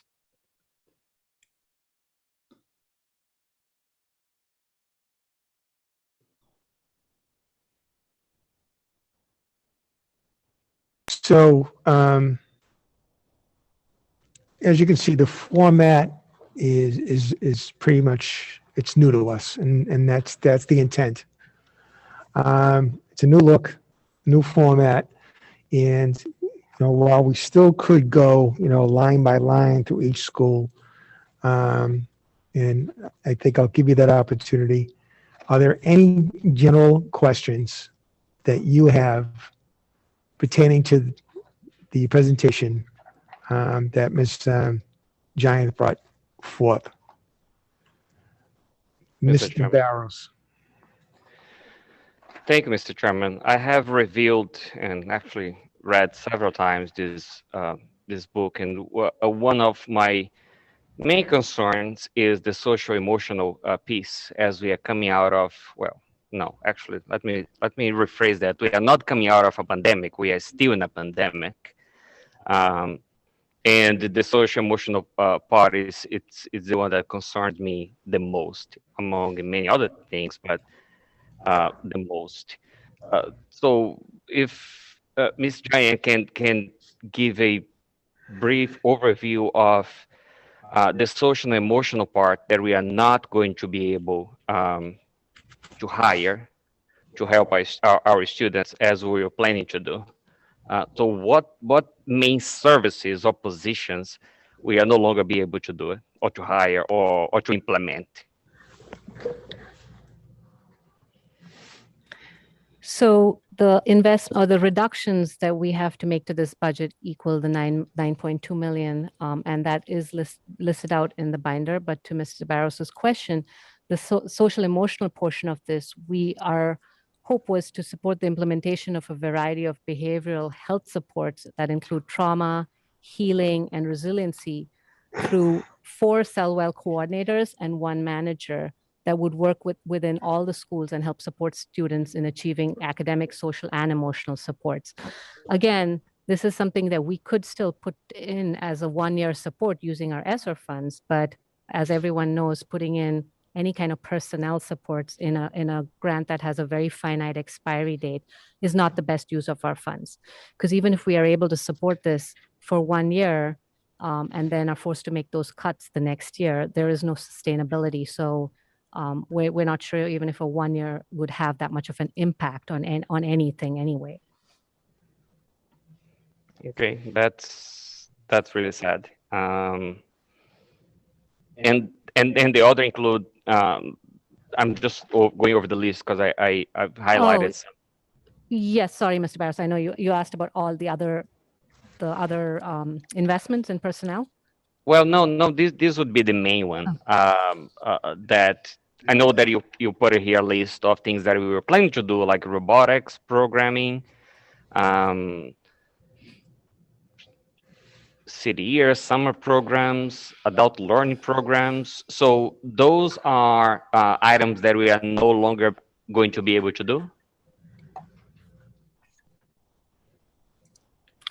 We could do some of them within the ESSER money that we have for next year, but with a very finite expiry date. So we could put in those efforts for 1 year, but the reason for our request at the last budget hearing was to have a 35 million over 3-year commitment so that we have a long-term sustained plan.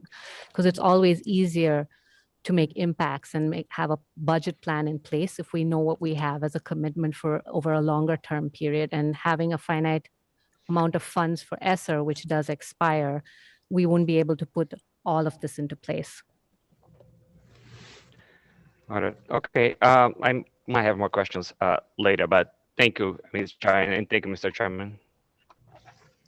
Any other questions of the presentation? Ms. Lambert? And Miss Arnie was ahead of me. I don't know if you saw her. I did not. And congratulations to Ms. Lewis, because she used the raise your hand function and she'll be recognized soon. So with that, Ms. Sani. Thank you. On the presentation, is there any way we can get like insurance, health insurance to cover some of these programs for the social emotional, for the kids if they need help for crisis or anything like that? Is there something we can work with the insurance companies from, different hospitals or? I'm going to answer that question. Yes. And it comes in through Medicaid. And it comes back to the city in the form of Medicaid reimbursements, which go to the general fund. So while we provide the service, while Medicaid gives us a reimbursement, it is then up to the city to transfer those funds back to us. So is the social emotion learning manager, is that considered that in that category? No, it's not. But you asked about, healthcare services to insurance. Well, And so social emotional learning, I didn't and know. the answer, so the answer there is Medicaid. The other items that you speak of, as you had mentioned, would be entertained through the ESSER funds, ESSER 1, ESSER 2, ESSER 3. We could talk about that a little bit more. Okay. Ms. Jayat, if you wanted to add to that comment, to my answer, feel free. No, that was absolutely correct. And I just had one other question on substitute teachers. How many do we have now in place, and how many we do need moving it forward? I'll have to double check on how many we currently have in place, if you give me a minute. But what we plan to budget for next year is at least 2 per building.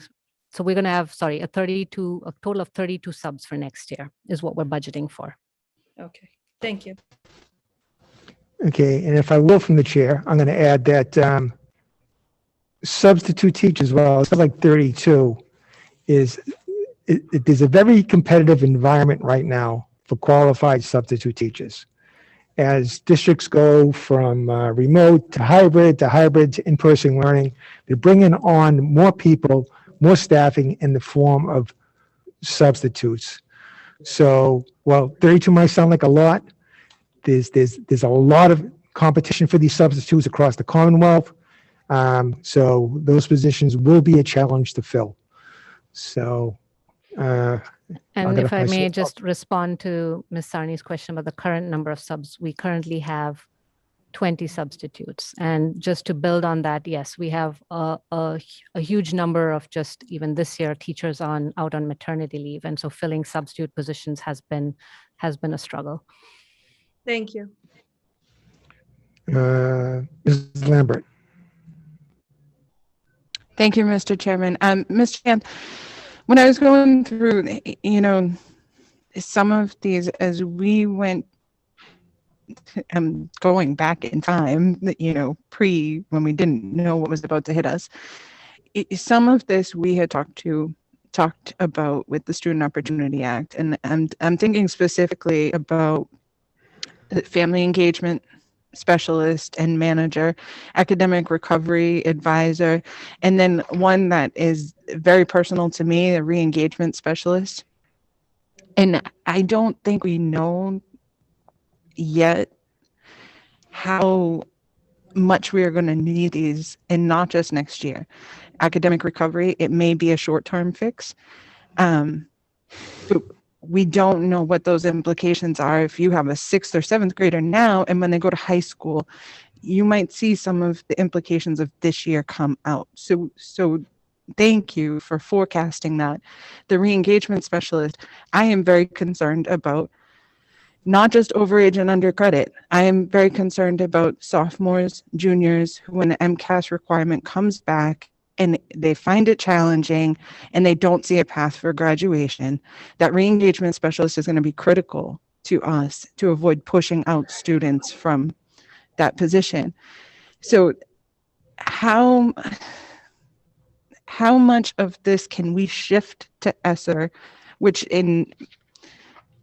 correct me if I'm wrong, I was thinking like the COVID response safety coordinator, the safety liaisons, the Cataldo EMTs. Can we shift some of that to ESSER and readjust for the SEL manager, the academic recovery advisors, the rebuilding of school libraries, and I'm just pulling out some of the ones that I love all of them, but some of the ones that are just so critical. And like I said, I don't think we know the tip of the iceberg in their student focus, their student impacts.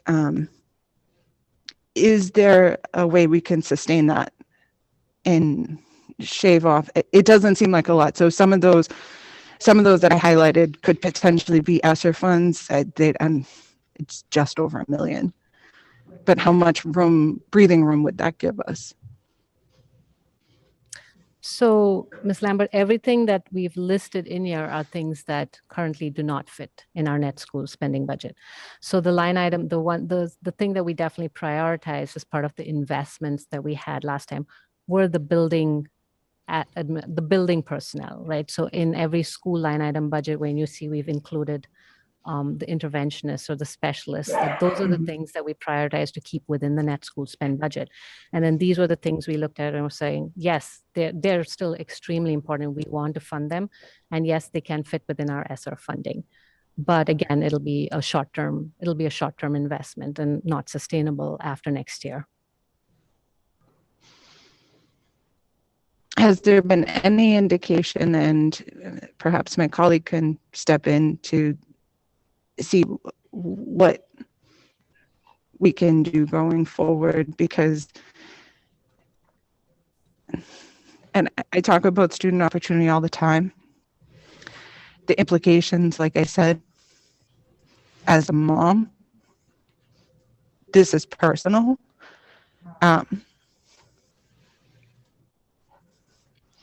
So perhaps we can ask my colleague, the mayor, to weigh in on. We have a week to figure this out. Where do we go from here, and how do we move forward?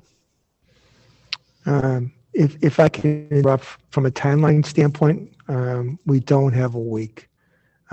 Next Tuesday is the public hearing. We have to post the budget 48 hours prior to that meeting. So it's crunch time from that standpoint. Is there any other questions, Robert, or? No, I yield. Thank you. All right, then I'm going to recognize our student rep, Ms. Lewis. Thank you, Mr. Chair, and thank you everyone for having me this evening. So I just wanted to talk out and say that our young people, students included, are the ones essentially representing the future, not just the future of your household, but also the future of the city, also the future of the incoming generations. You know, when you retire of young age and you're no longer able to do what you are capable of doing as an authority or whatever you are, you know, who do you think is going to take over? You know, it's going to be the children, not just your children, but it's going to be our children. It's going to be their children and their children. So many in Everett live below the poverty line.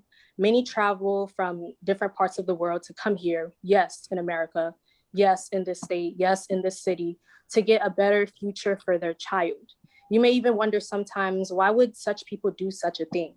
Why would they sacrifice all their time and energy, and yes, even just a little bit of money just to get their kids here, just to get students here? And, you know, they understand that although they didn't have the best childhood, or maybe they didn't have the future that they hoped that they had or wanted to have, they were willing to do whatever it takes to strive and make their kids greater or better. And they were willing to go that extra mile. They were willing to give just a little more than usual, because they understood that those who sow into the life of others should do it cheerfully and not just a sense of duty or a sense of regret. Some understand that when you give, God is able to give you more than you need, so that you will always have what you need for yourself, and more than enough to do anything for good cause in regards to students and just Everett's future as a whole. Here in Everett, kids have potential. Lack of money should never and ever be a reason why we shouldn't move forward. It should never be a reason why we shouldn't obtain good success. And yet somehow it's still an issue. Why not be the person to change that? Why not be the person to influence the way students come out in this challenging season? And that's truly where it all starts, right here, right now, in this very moment. Thank you. Thank you. Thank you. Any other questions of the presentation? Mr. Apizay. Well, this is extremely minor, as opposed to what Ms. Lambert and Ms. Lewis just said, but for years I've always wondered, on your very first slide, Ms. Giant, it's almost $50,000, $46,000 plus for the use of the stadium. Could someone tell me what that is?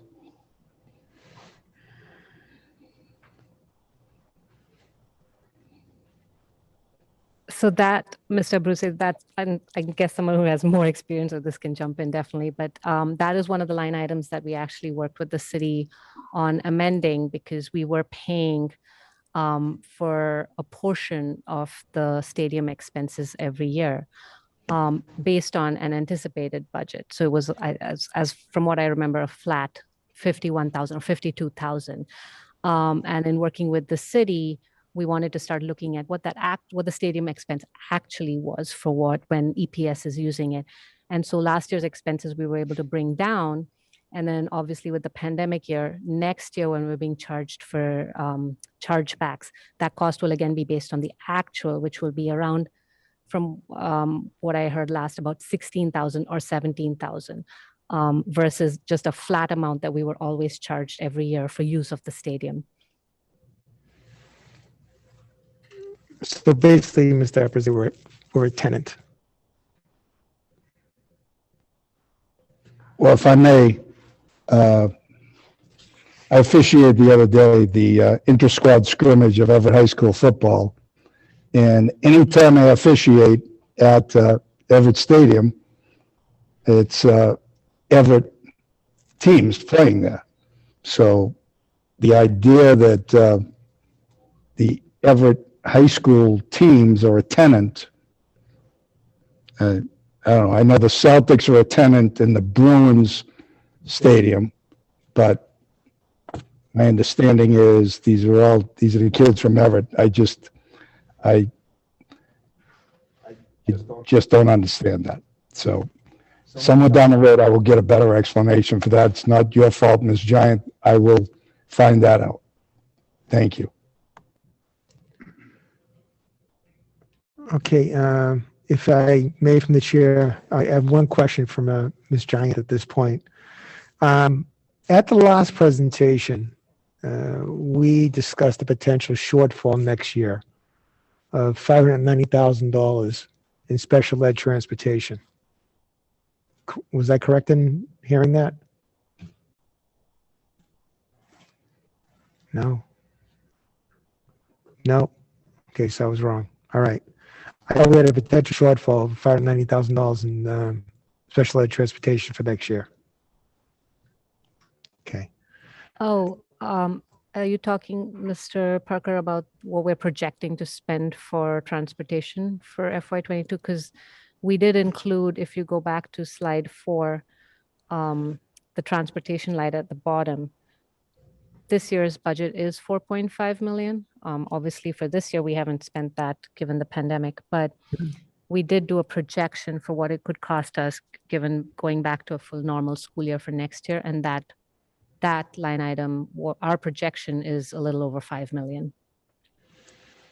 Okay, and the difference will be covered by the budget as presented, if it was to be approved. If Thank it's you to for be cl- approved, yeah. Thanks for clarifying.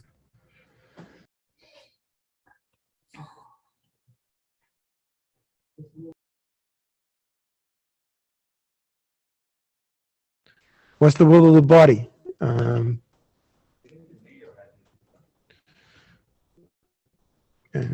I'm sorry. Mayor DeMaria, did you want to add to the conversation?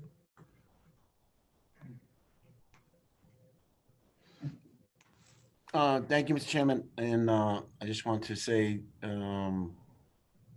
Sam and Dinah, I agree with both of you. I know we have about 2 million more COVID dollars that we could use to help support this budget. And I believe we'll have that conversation with the superintendent on Thursday. One of my questions also is I firmly believe that cutting out the social emotional coordinators and staff is wrong. And I would think that, and I'm going to have this conversation with the superintendent on Thursday. She's shaking her head no, but the $500,000 that we're spending to hire 4 assistant principals, where we already have principals and assistant principals in the schools, is something where I see is not needed, and we can use those funds to hire the SEL coordinators and staff. You know, I had a prepared statement this evening to say, but I will save it for a different time. But the ESSER funds that I know amount to about $20 million. As you know, this budget with the Student Opportunity Act, and I want to thank Senator DiDomenico, who I know who works tirelessly with his colleagues, and Representative McGonigal and the governor on securing that additional monies for us. You know, our school budget is up $10 million, an extra $1 million from the city contribution, and $9 million from the Student Opportunity Act. That's $10 million more this year than we had last year. We do have 20 million in ESSER funds that we could be using for this budget. You know, the city of Everett, like every community, is in the midst of a pandemic, is reeling from a pandemic. We will have significant shortfalls with local revenues that are going to affect our budget. Right now, we're looking at about an $8 million increase to our budget from last year. If we were to just to say give an additional $9 million, that's $17 million that I would have to lay on a taxpayer's back this year. For every $1 million is 25 cents per thousand on the tax rate. That will affect not only property owners but renters. Renters like my parents, or when they first came from this country in Italy in the 1960s. Rents are exorbitant and are very high. Mortgage payments are exorbitant for people who have lost their jobs and who still have not been hired back. I think the ESSER money is meant to be spent. The feds, like you, this is the reason why those dollars are there. They're there to help us through this pandemic, to hire if it's $500,000 for air purifiers in the building. That's what the money is meant for, is to be used now. You know, we don't even know what we have for free cash right now. Right now we have zero. So to say we're going to give money to help offset the budget from free cash, I can't even say that right now. We still don't have the guidelines on how we can spend the money that we're getting from the federal government. That still is very unclear to us. The CFO I know is on the call tonight. I'm sure you don't want to hear from him, but if you want to hear from him, I'm sure he can give you his version of the city budget. But, you know, there is no one, I mean, I have a child in the school system who's in 6th grade at the Lafayette School. There's no one who has more vested interests in the schools than myself, you know, who had a daughter graduate, another daughter that's in the schools. I talk to parents and see parents and talk to children on a daily basis. But I could not stand here tonight and say that we can just willingly give you an additional $9 million because I know the struggle that so many families are facing right now, renters and owners, business owners. But we have identified an additional $2 million for the schools to use, COVID-related dollars they can use. You know, I think if, you know, you want to try to get those services you need, I think you have to look at the assistant principals. You know, why, can someone tell me why a certain school will have now a principal and 2 assistant principals? I mean, that's something that I you know, would like to know. That's $1 million. I'll answer that from the chair, the start. I mean, there is 1,000 students in the Lafayette. Yeah. That is impossible for a principal and assistant principal to manage.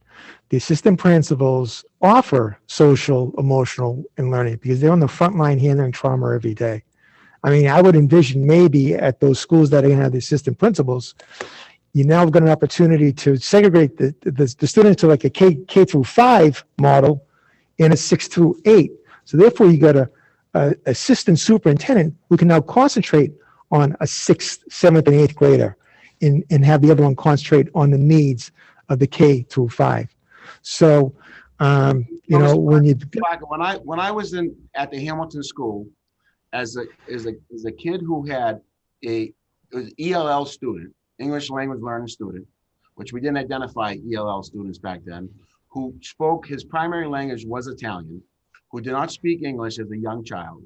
Okay. I had one principal. Okay. One principal. There's not assistant principals. My teachers who had classrooms the size of 40 kids at the Hamilton School, go back in 1980 and look at my classroom sizes.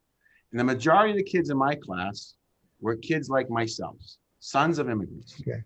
You know, so if we want, I believe in the social emotional coordinators. I believe it's necessary that we put them in the budget this year.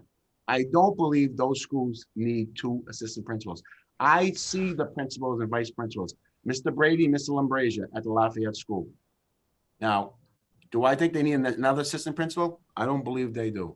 But I believe they do need a social emotional coordinator who will deal with those issues. But see, here's the difference. Here's the difference. Mr. Parker, we have $20 million. Yeah. We have $20 million, Right. ESSER 2, ESSER 3. We could talk about that. We should use those funds in this fiscal year budget. And let's see how the city recuperates in the next year or 2 when businesses get back up and running again, and the casino is back up and running again, and we're generating hotel taxes and meals taxes. Because right now, from the last year, fiscal 20, we generated no food, no meals tax, and no hotel taxes. That's going to be a revenue loss of probably anywhere from $4 to $7 to $8 million. That's a lot of money. But you're going to get revenue to help offset that, right? Isn't there conversations with the governor? Right. So Off of the $100 million. The stipulation is going on fiscal 19. The casino opened in fiscal 20. So Okay. So I am working with Jim Cantwell and Senator Markey's office with Senator Sal and Representative McGonigal, and to have an OMB in the federal government look at allowing us to go back to fiscal year 19, not fiscal year 20. These are conversations we're having daily. Okay. Exelon, the Right. power plant, is shutting down. They don't even want to.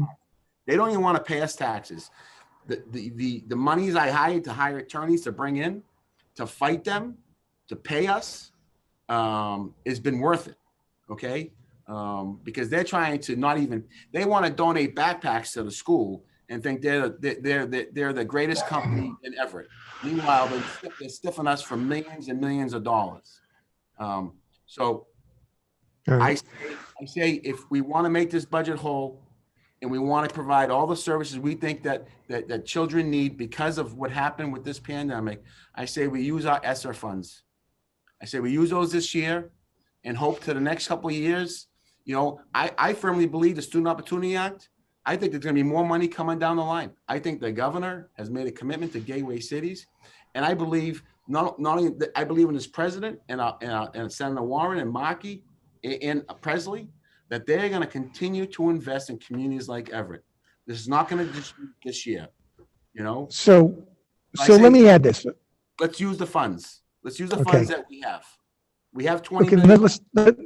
let's talk about that for a moment. First of all, when you and I went to school, principals were disciplinarians. They did not provide social emotional learning, right? I Crowded schools. Mr. Schlegel, No. Mr. Schlegel was a dear friend of mine. Well, then you didn't have NMA powers. But this budget is being developed from the bottom up. It's coming from the building. It's those principals and assistant principals that you mentioned who are asking for additional resources. If I were to read my comments tonight, I praise the administration. I praise the 3-year investment plans.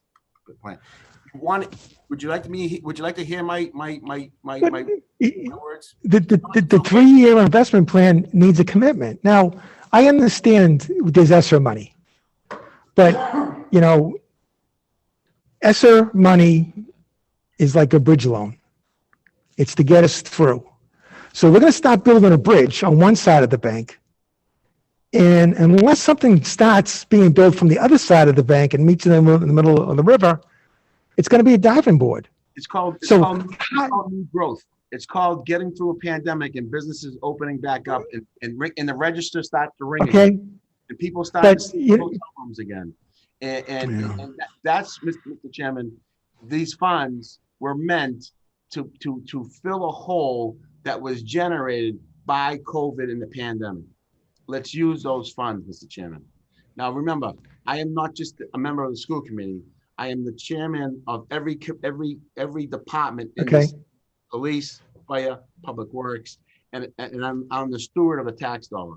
I could not honestly go to the taxpayers and tell them, every property owner in the city, that I'm going to increase your taxes by the thousands of dollars. That's something that none of us could do. None of it, because that's going to affect our renters who are struggling right now, who are renting rooms. They are renting rooms and houses. I know this.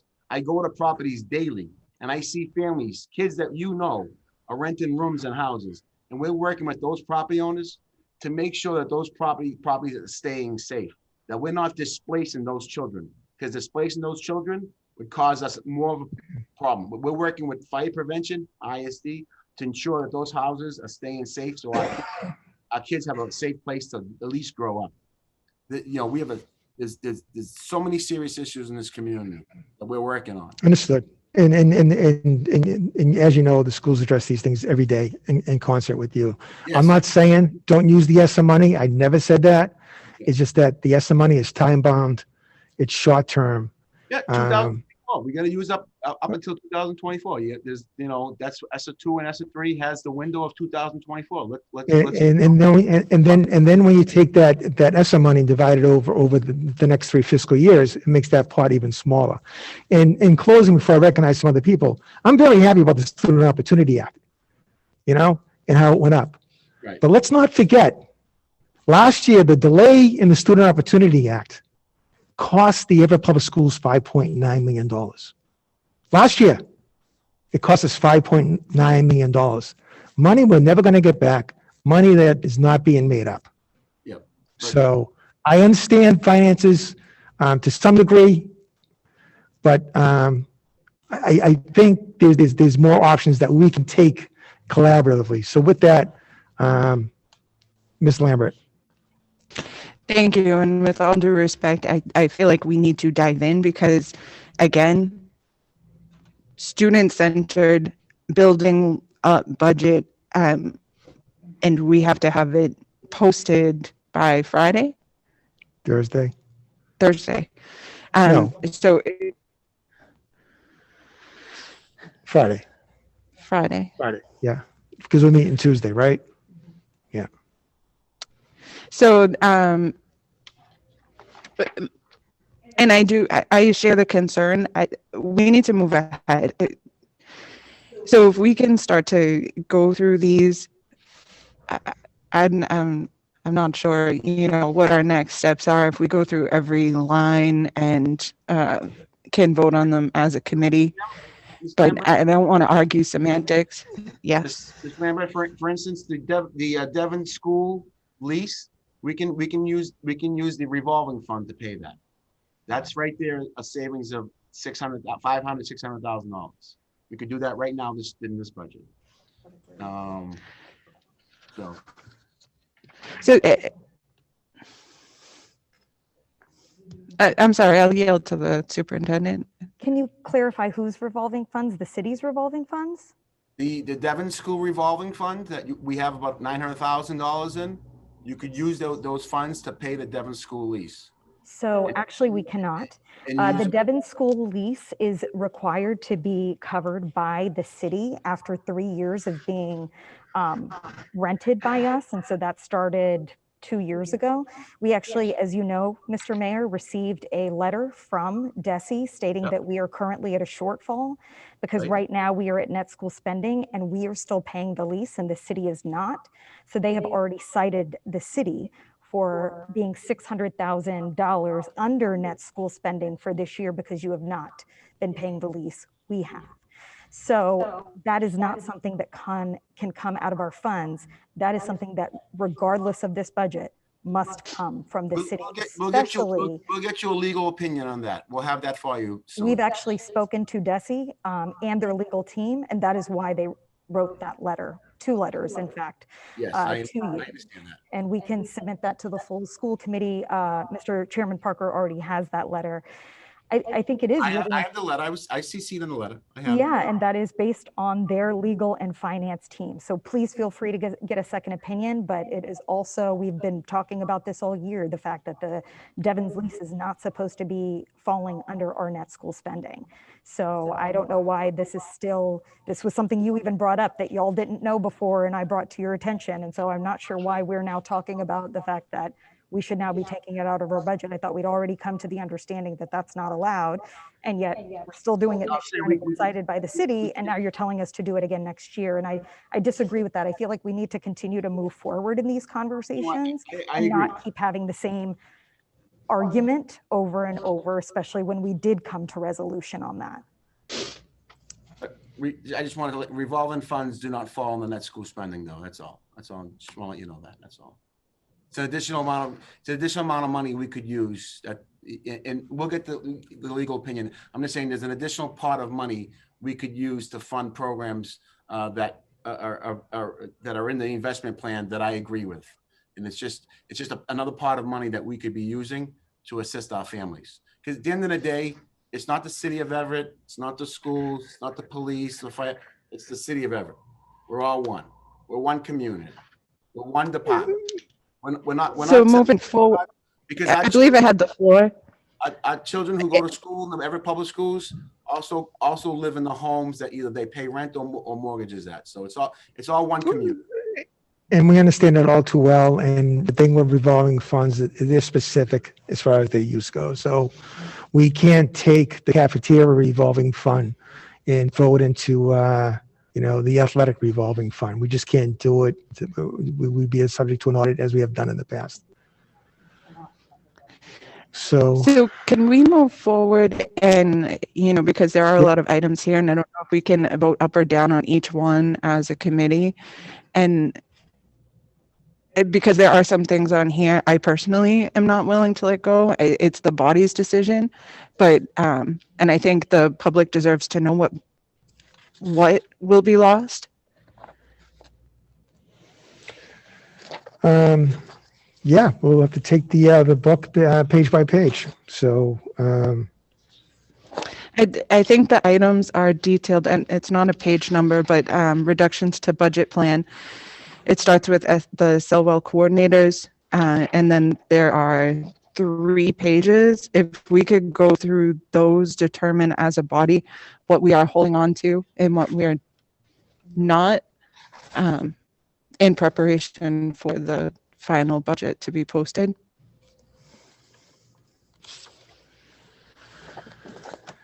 Okay, so that's in the district-wide section, correct? Yes. All right. Can I clarify one thing? So yes, it's in the district-wide section, but the total of the reductions to the budget plan is the 9.2 million, but none of these items are currently part of the net school spend budget. These were the items Right. we had presented at our last budget meeting that would take us over net school.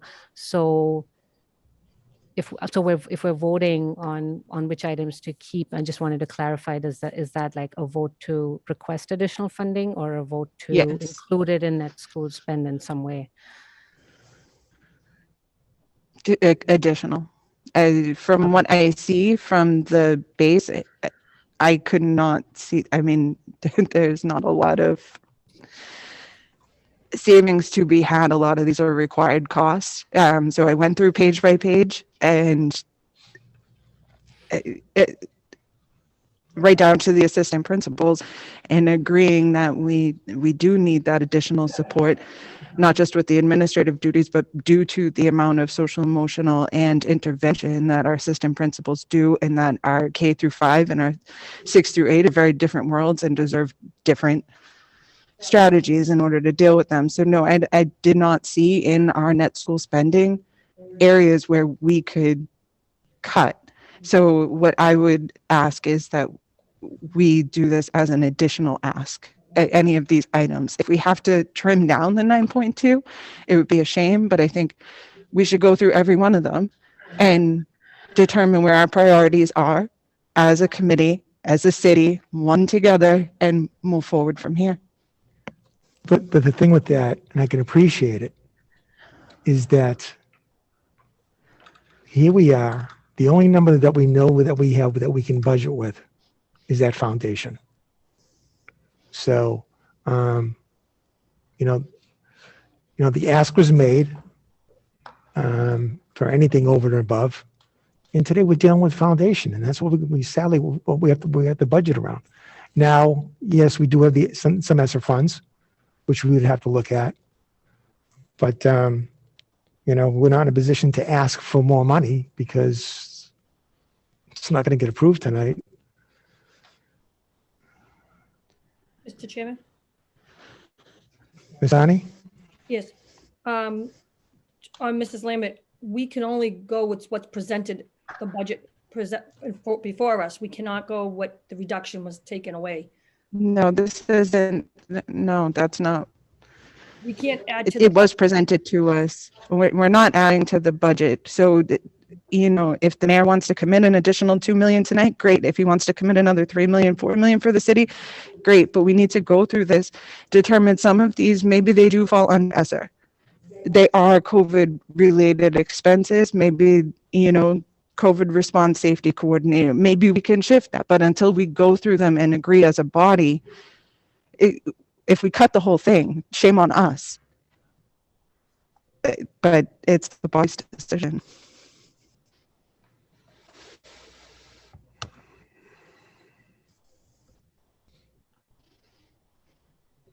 Mr. Chairman? Yes, Mr. Marconi?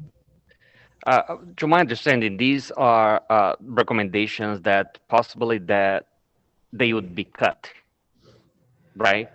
So I am not 100% sure, and I would like to hear from the superintendent if these reductions here are something that will no longer be done, or it is something that the superintendent might be looking at some of the ESSER funding.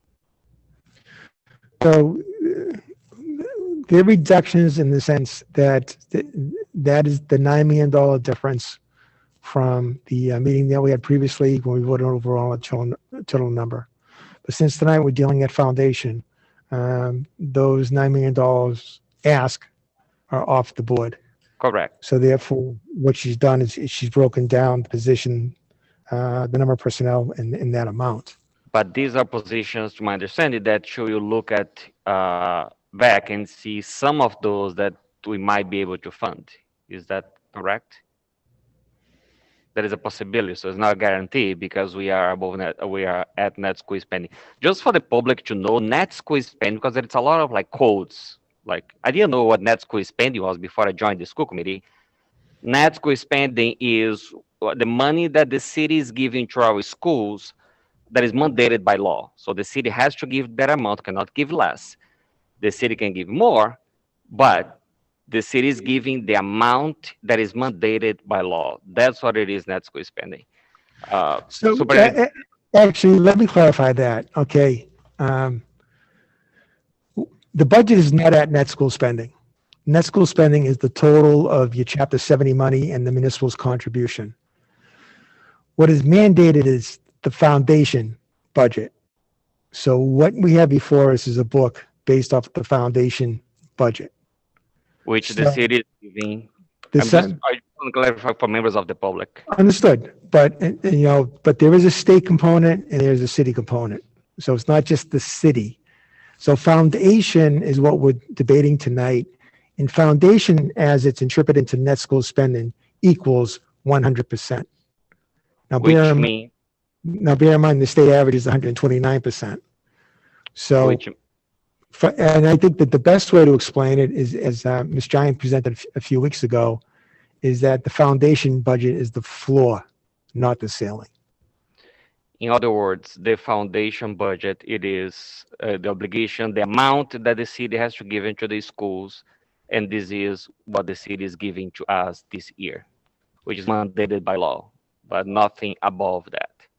I think the superintendent, because I asked the superintendent a question, Mr. Chairman, if we may, would you like to answer that? I'm sorry, did you have your hand up? Would you like to speak? Okay. So to answer that question, yes, we will use our ESSER funds. We will not be able to cover everything, but we should be able to cover a good amount of it. I think the things that are important to us, we will. I think the point that Ms. Jayanth was making was that then those supports will be pulled back after those funds expire. And so I think the way we were coming at this budget and this investment plan was in a long-term vision of what we believe that our schools need. So I think that, yes, we can use our ESSER funds to provide what we believe to be long-term supports. In the short term, we can absolutely do that. And I will say that I think it's unfortunate that we would do that because and I think my administration, we have proven even in this past year that we can do a lot of things with our net school spending. We've been very innovative. Have we had to make cuts? Yes, we've had to make cuts, but we've used our funds to invest in some incredible projects for our students, initiatives for our families.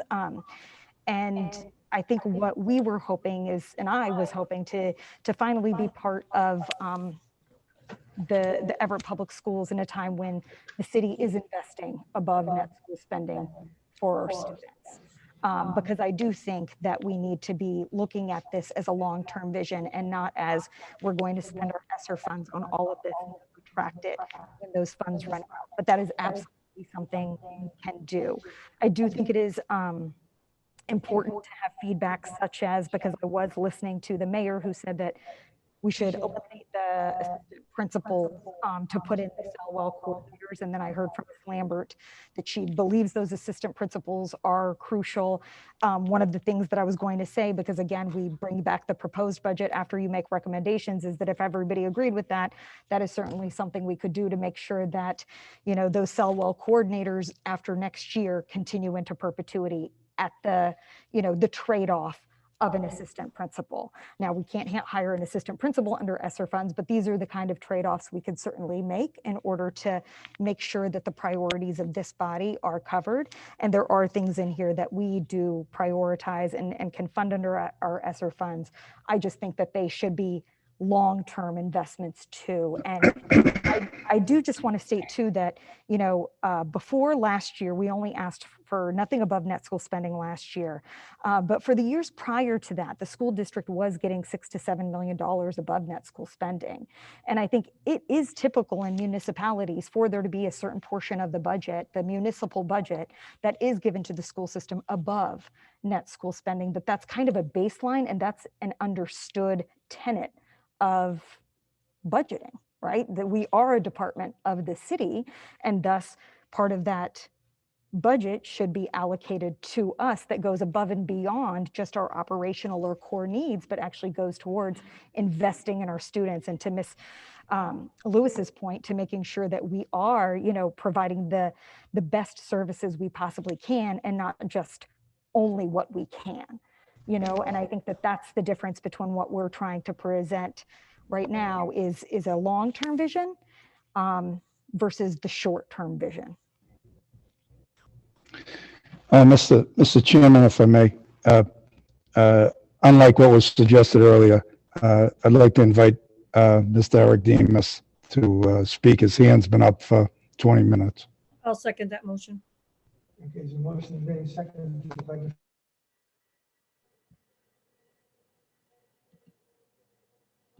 Thank you, Mr. Chairman, and good evening to the entire board.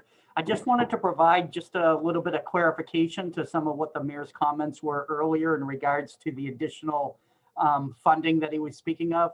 I believe Ms. Lambert had raised some questions in regards to the use of ESSER funds. I can't speak specifically to what the city is going to be able to do through the additional funds that we were able to receive out of basically stimulus 4 or the ERA funding that was just passed by this new administration. But there are a number of costs that we know that were included in the original budget as submitted by the superintendent that we are going to be eligible to be able to provide to continue to assist the schools with, specifically with the direct costs related to COVID. I don't know about the air handler or the air testing. I'm fairly certain that will be eligible as well, but we're going to have to wait till Treasury, the U.S. Treasury issues their guidance, which we're being told is going to be in the next few weeks. But certainly the COVID compliance officers, the liaisons, we're very confident that we're going to be able to use those new federal dollars that are coming into the city to be able to offset and pay for those costs for the schools in the tune of about $2 million based upon the budget that we've seen, which will then further allow the school department to, stretch out those ESSER dollars more into the future. So I just wanted to provide that clarification as Ms. Lambert was asking some of those questions. Any questions of Mr. Demas? Mr. Epizé? Well, if I could, it's through Mr. Demas to the mayor, was that the $2 million? I'm sorry. Through Mr. Demas to the mayor, was that the $2 million you were referring to, Mr. Mayor? Yes. Okay. Thank you. So if I can, Mr. Dean, right? I bring this up all the time, is the task force report. The task force report spoke about kind of like front loading the school budget, taking a look at what you got coming in, not so much today, and it's probably a little bit of a risk, but looking into like what's coming in next year that you could provide on the front end of this budget, knowing that you might have revenues coming in for the next fiscal year that you would keep because you kind of gave us the money already. I mean, that was kind of the philosophy, so to speak, when we were getting, the $5-6 million, is that here you go, school department, here's your $6 million. Now, anything that comes in between now and over the course of the next year, I get to keep. Why aren't we doing that? I mean, why? So we identified the $2 million. The next year projection on Medicaid could be $1.5 million. There's 3.5.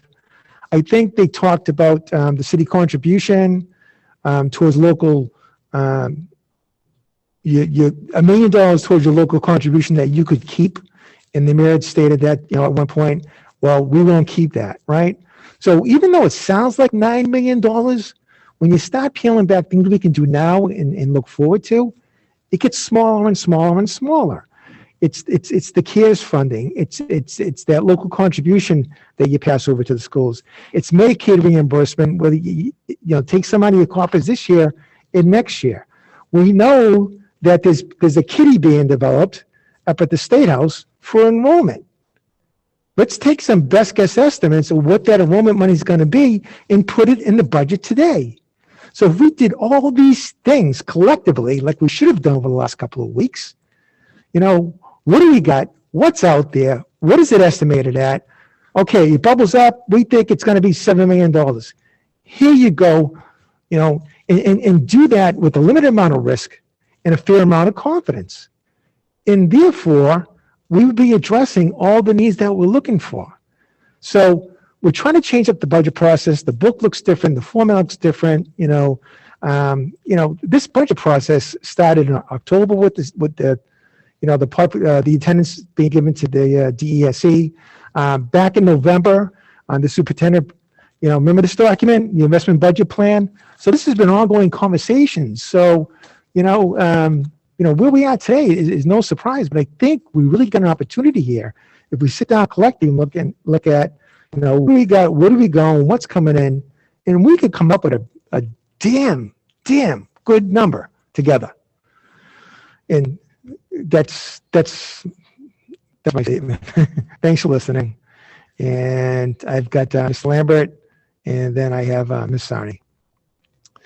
And then I don't know if Ms. Diane has a question or wants to make a statement. Well, both actually. So I'll wait. Okay. Ms. Lambert. So I'm a little bit confused, clearly, about how we move forward tonight, because now we're up against the clock. So how do we prioritize, decide what we are going to use ESSER funds for? And I agree, a lot of these aren't short-term, they have to be long-term. We are going to have long-term effects from COVID, but even before the pandemic, these were priorities. Curriculum, re-engagement, opportunity youth at risk for being pushed out of school, reimagining migration. I mean, these are long-term investments that I'm asking, where do we go from here? Where do we decide that it's not worth it because we won't see a 1-year return? A lot of these we won't see a 1-year return. So where do we go tonight? And maybe the chair or Ms. Giant can answer that, because I know we're operating at foundation, but we're also talking about ESSER, and that's where my confusion is coming in. And people should know where we all stand, including all voting members. So my suggestion would be to accept the budget as presented and then send the question of the ESSER funding to the Committee of Finance and Negotiations. But with that, to look at the funding, what's coming in, and what the $9 million we could prioritize and that would be outside of our typical budget process, so we're not bound to the same time frame. Am I correct in understanding that? Only because it was tied to the budget, so perhaps that's where my confusion is coming in, is because some of these were in the original budget. Correct me if I'm wrong, but it will be tied to a grant as opposed to the budget, which has its own, specifications and timeline and whatnot. Ms. Giant, would you like to add to that, or? Yes, so you're correct, Ms. Lambert. So this list of priorities was part of what we were requesting under our general fund budget, right, over and above net school. So now that we've taken this out and we're budgeting at net school spend, we can approve the budget as is, and then discuss or prioritize this list of what we'd want to fund within our ESSER money, because that then goes into an application that we will need to write when we're actually applying for the ESSER funds. All right, Okay. thank you. Ms. Sani? Thank you. To a new Mr. Demas, the budget is presented before us. We cannot add to the budget, correct? We can only make cuts. No. we can manipulate the budget as we see fit. So no, we cannot add from a dollar standpoint. If the budget's $100 million, we can make it $101 million. We could certainly make it $98 million if we wanted to, but within that $100 million budget, we can cut, line item X and fund line item Y. So Right. this is not like the city council where they can only vote on the bottom line number only. Right. What I'm saying is because the reduction of the budget, that the net school spending that they took away, the 9 million, we cannot add that back in. At this time, we can Well- only vote on the budget. Okay, but let's clarify, okay? So $9 million wasn't taken away, and in all fairness to DeMariano's team, that was the ask, right? It was $9 million above over net school spending. So no one really took it away from us. We never had it. It wasn't approved. So therefore, because of where we are today, we have to present a budget, and the number we have is the foundation budget, which is 100% of net school spending. Right. So therefore, that wish list that we had that amounted to $9 million, it's taken off the table, and we're going at a foundation budget. So my other question is, we were talking about that we're having a lot of different assistant principals in the schools and stuff like that. How much more do we added to the central office? Do we have any new people coming in, or is central office leveled from what we have right now? So the central office budget is level to what we have right now. So the positions that we were talking about that would be deployed to schools, we had initially budgeted them in the system-wide portion of this. Okay. But sorry, just to go back to the assistant principals too, I just wanted to reiterate that this budget was built with a lot of conversations between all our school principals, our department heads, and these are the people who know their schools the best, right? So we weren't employing really a cookie cutter approach in any way. So if you look at the Whittier, for example, their enrollment is only 638 students. So that wasn't a school which necessitated a second AP. So these were conversations with each school principal and AP, because to be brief, our K-8 schools are big, right? Too big to be led by just one principal, one AP and an admin. The combination of what these building leaders are potentially coping with in a given moment, hour, days, weeks are endless. So they're expected to be responsive at every time. So we prioritize something like this in conversation with people who are the experts of their buildings and their schools. Okay. And with that comes accountability on a building level, which is another difference or a key component of this budget. I'm sorry to interrupt. Ms. Sani, continue. Yep, I just want to make a comment. I do believe that we should use the ESSA funds to handle the reduction to the budget plan, so we can bring back a lot of those request line items, and hopefully we can see next year, like the mayor said, if things get better and the businesses bring in and generate money. So I think that's something we should look at. The other thing is on the budget, did we on the salary increases on everyone, we went with the union regular raise increases and cost of living? Was that also the same as in the central office, that we gave the same, or did anything jump really high that we not aware of? No, so for now, Central office will be handled by the union contract, or if they have to be part of the executive staff, it's determined by their contract. The contracts, okay. Right. I just want to make sure that we were just abiding by everybody's contract, and from the union side into the central office, just want to make sure. Yeah. So yes, if they're part of a bargaining unit, and we comply with the contract, and if they're an individual who has a contract with us, we're adhering to that individual contract. Mr. Panarese.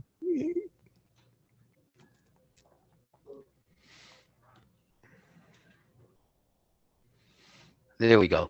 I appreciate all the hard work that's been given tonight going into this budget. I appreciate everyone who's been here. There've been great ideas. I understand everyone's concerned, but I think tonight what we have to do, and if I understand this right, we need to vote on this budget. And from what I understand, and correct me if I'm wrong, later on, when funds that we know are definite come forward, then we can regroup and decide what we can or can't take back.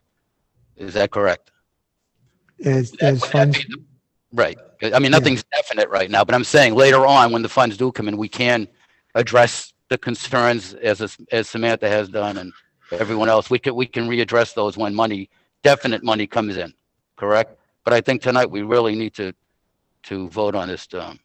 yeah, I mean, that's one train of thought. The other one was, as, brought up by the task force report of, budgeting up front based off, what is coming down the pipe.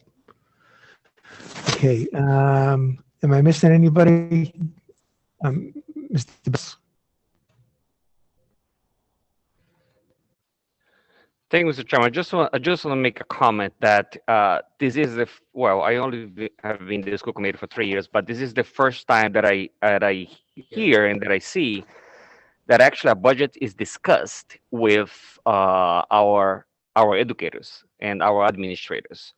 So, this is the first budget that I see that the superintendent has, sat down with the principals, with the assistant principals, with the department heads. As I recall, the budget used to be just thrown at and presented to to our schools and just say, this is what you have. Do not complain and do not say anything. Now, no, they are part of the discussion. They are on the table. They say what their needs, what their issues, what would be better for the school. So they are the ones, along with administrators, who know what is best for each school and for our kids. So that's why this budget is so comprehensive. And I just want to applaud the superintendent for having this inclusive process, which we've never had in the Everett Public Schools before. So thank you.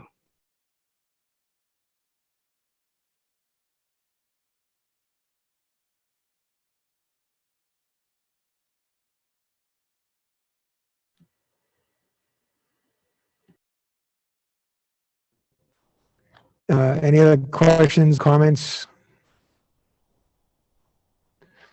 Is there certain sections someone wants to go through? I mean, I mean, we've had the information, for a number of weeks now. And like I said, the process started kicking off last fall. So we should all be, abreast and in tune as far as what's going on, and also too, both on the city and federal level too. Ms. Lambert. Apologies for all my questions. I just want to make sure I get it right.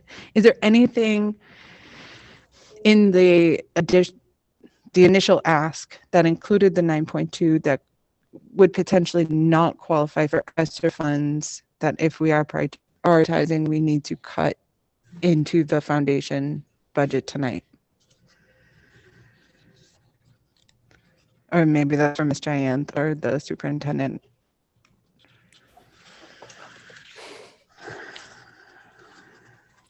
Oh, I can answer that. Thank you.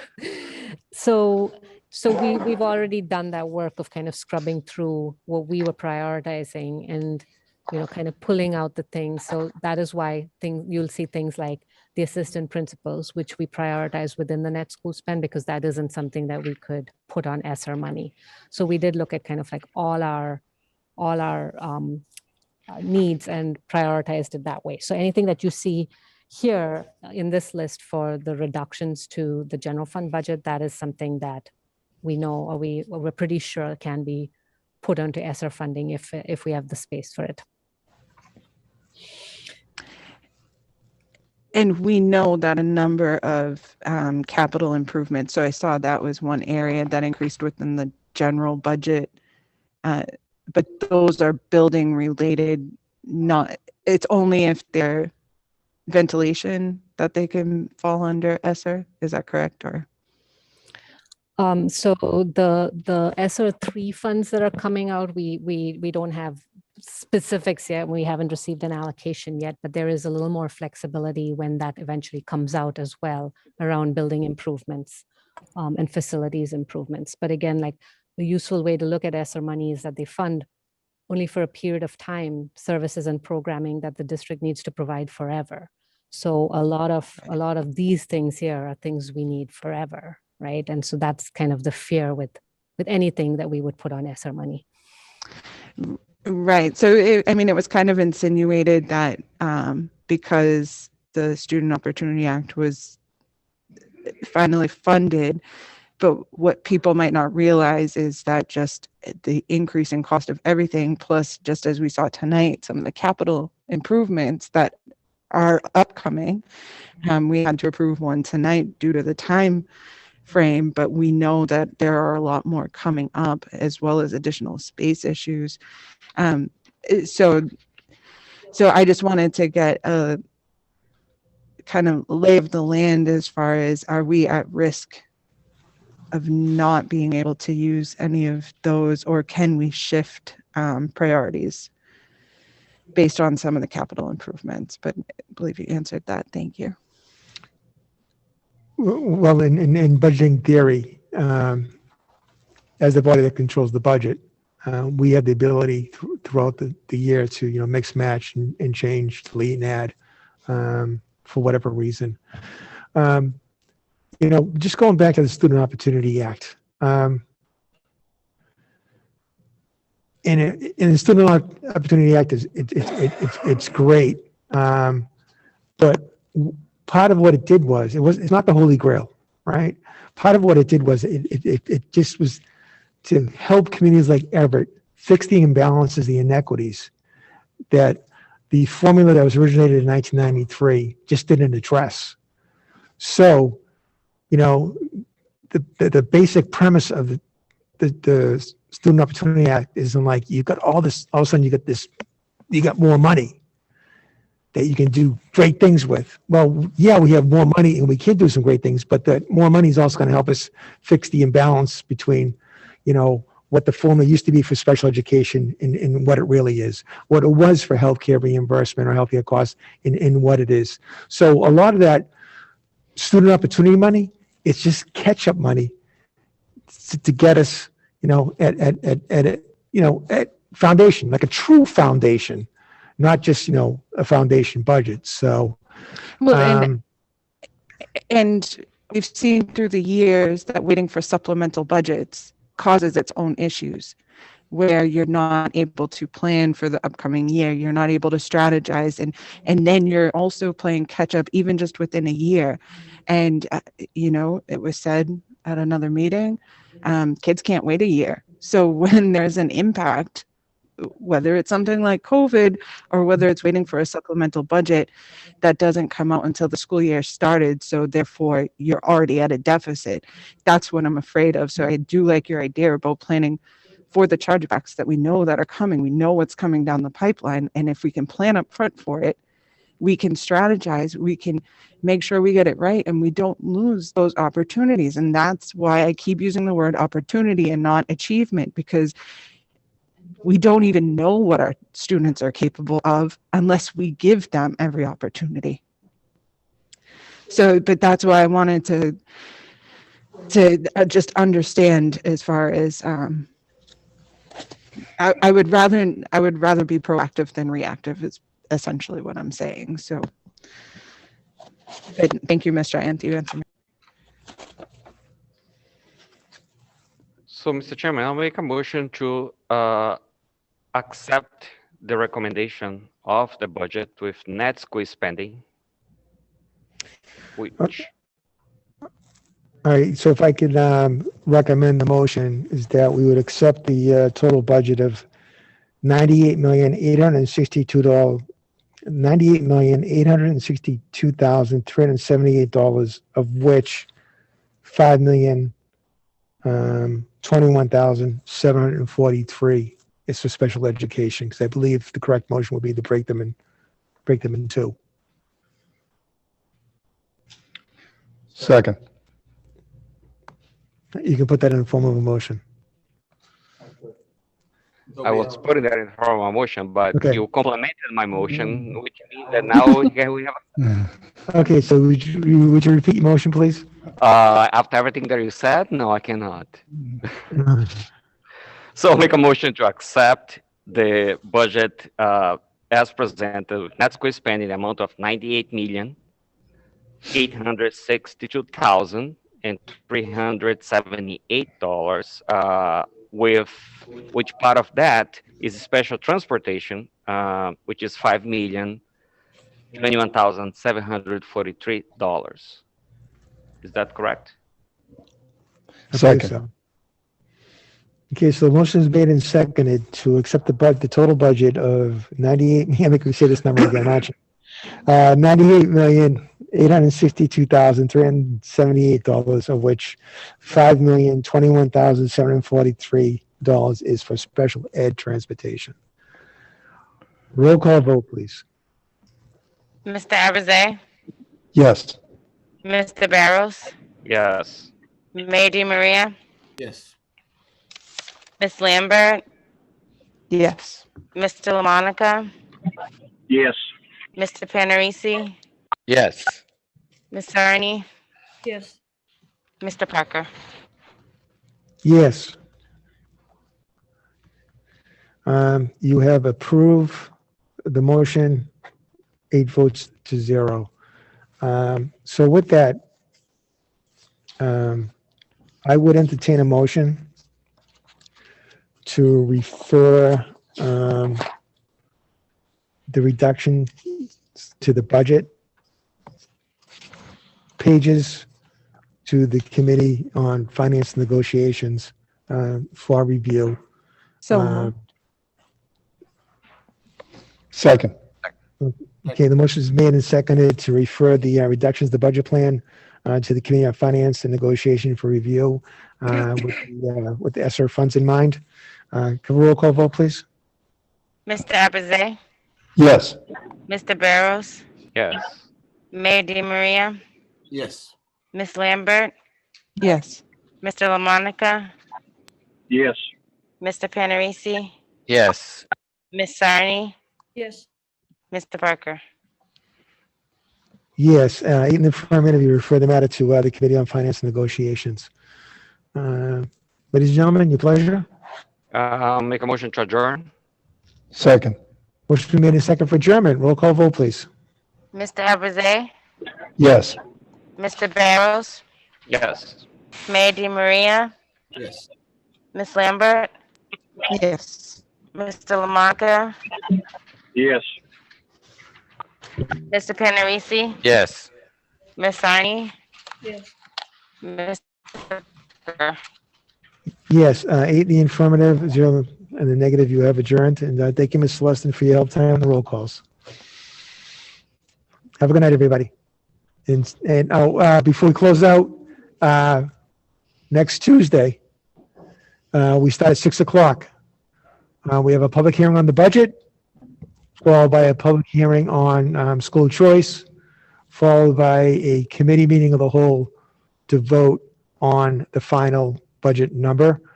The budget as approved will be posted on the website and will be available in the superintendent's office for the public to view between now and next Tuesday to prepare themselves for the public hearing.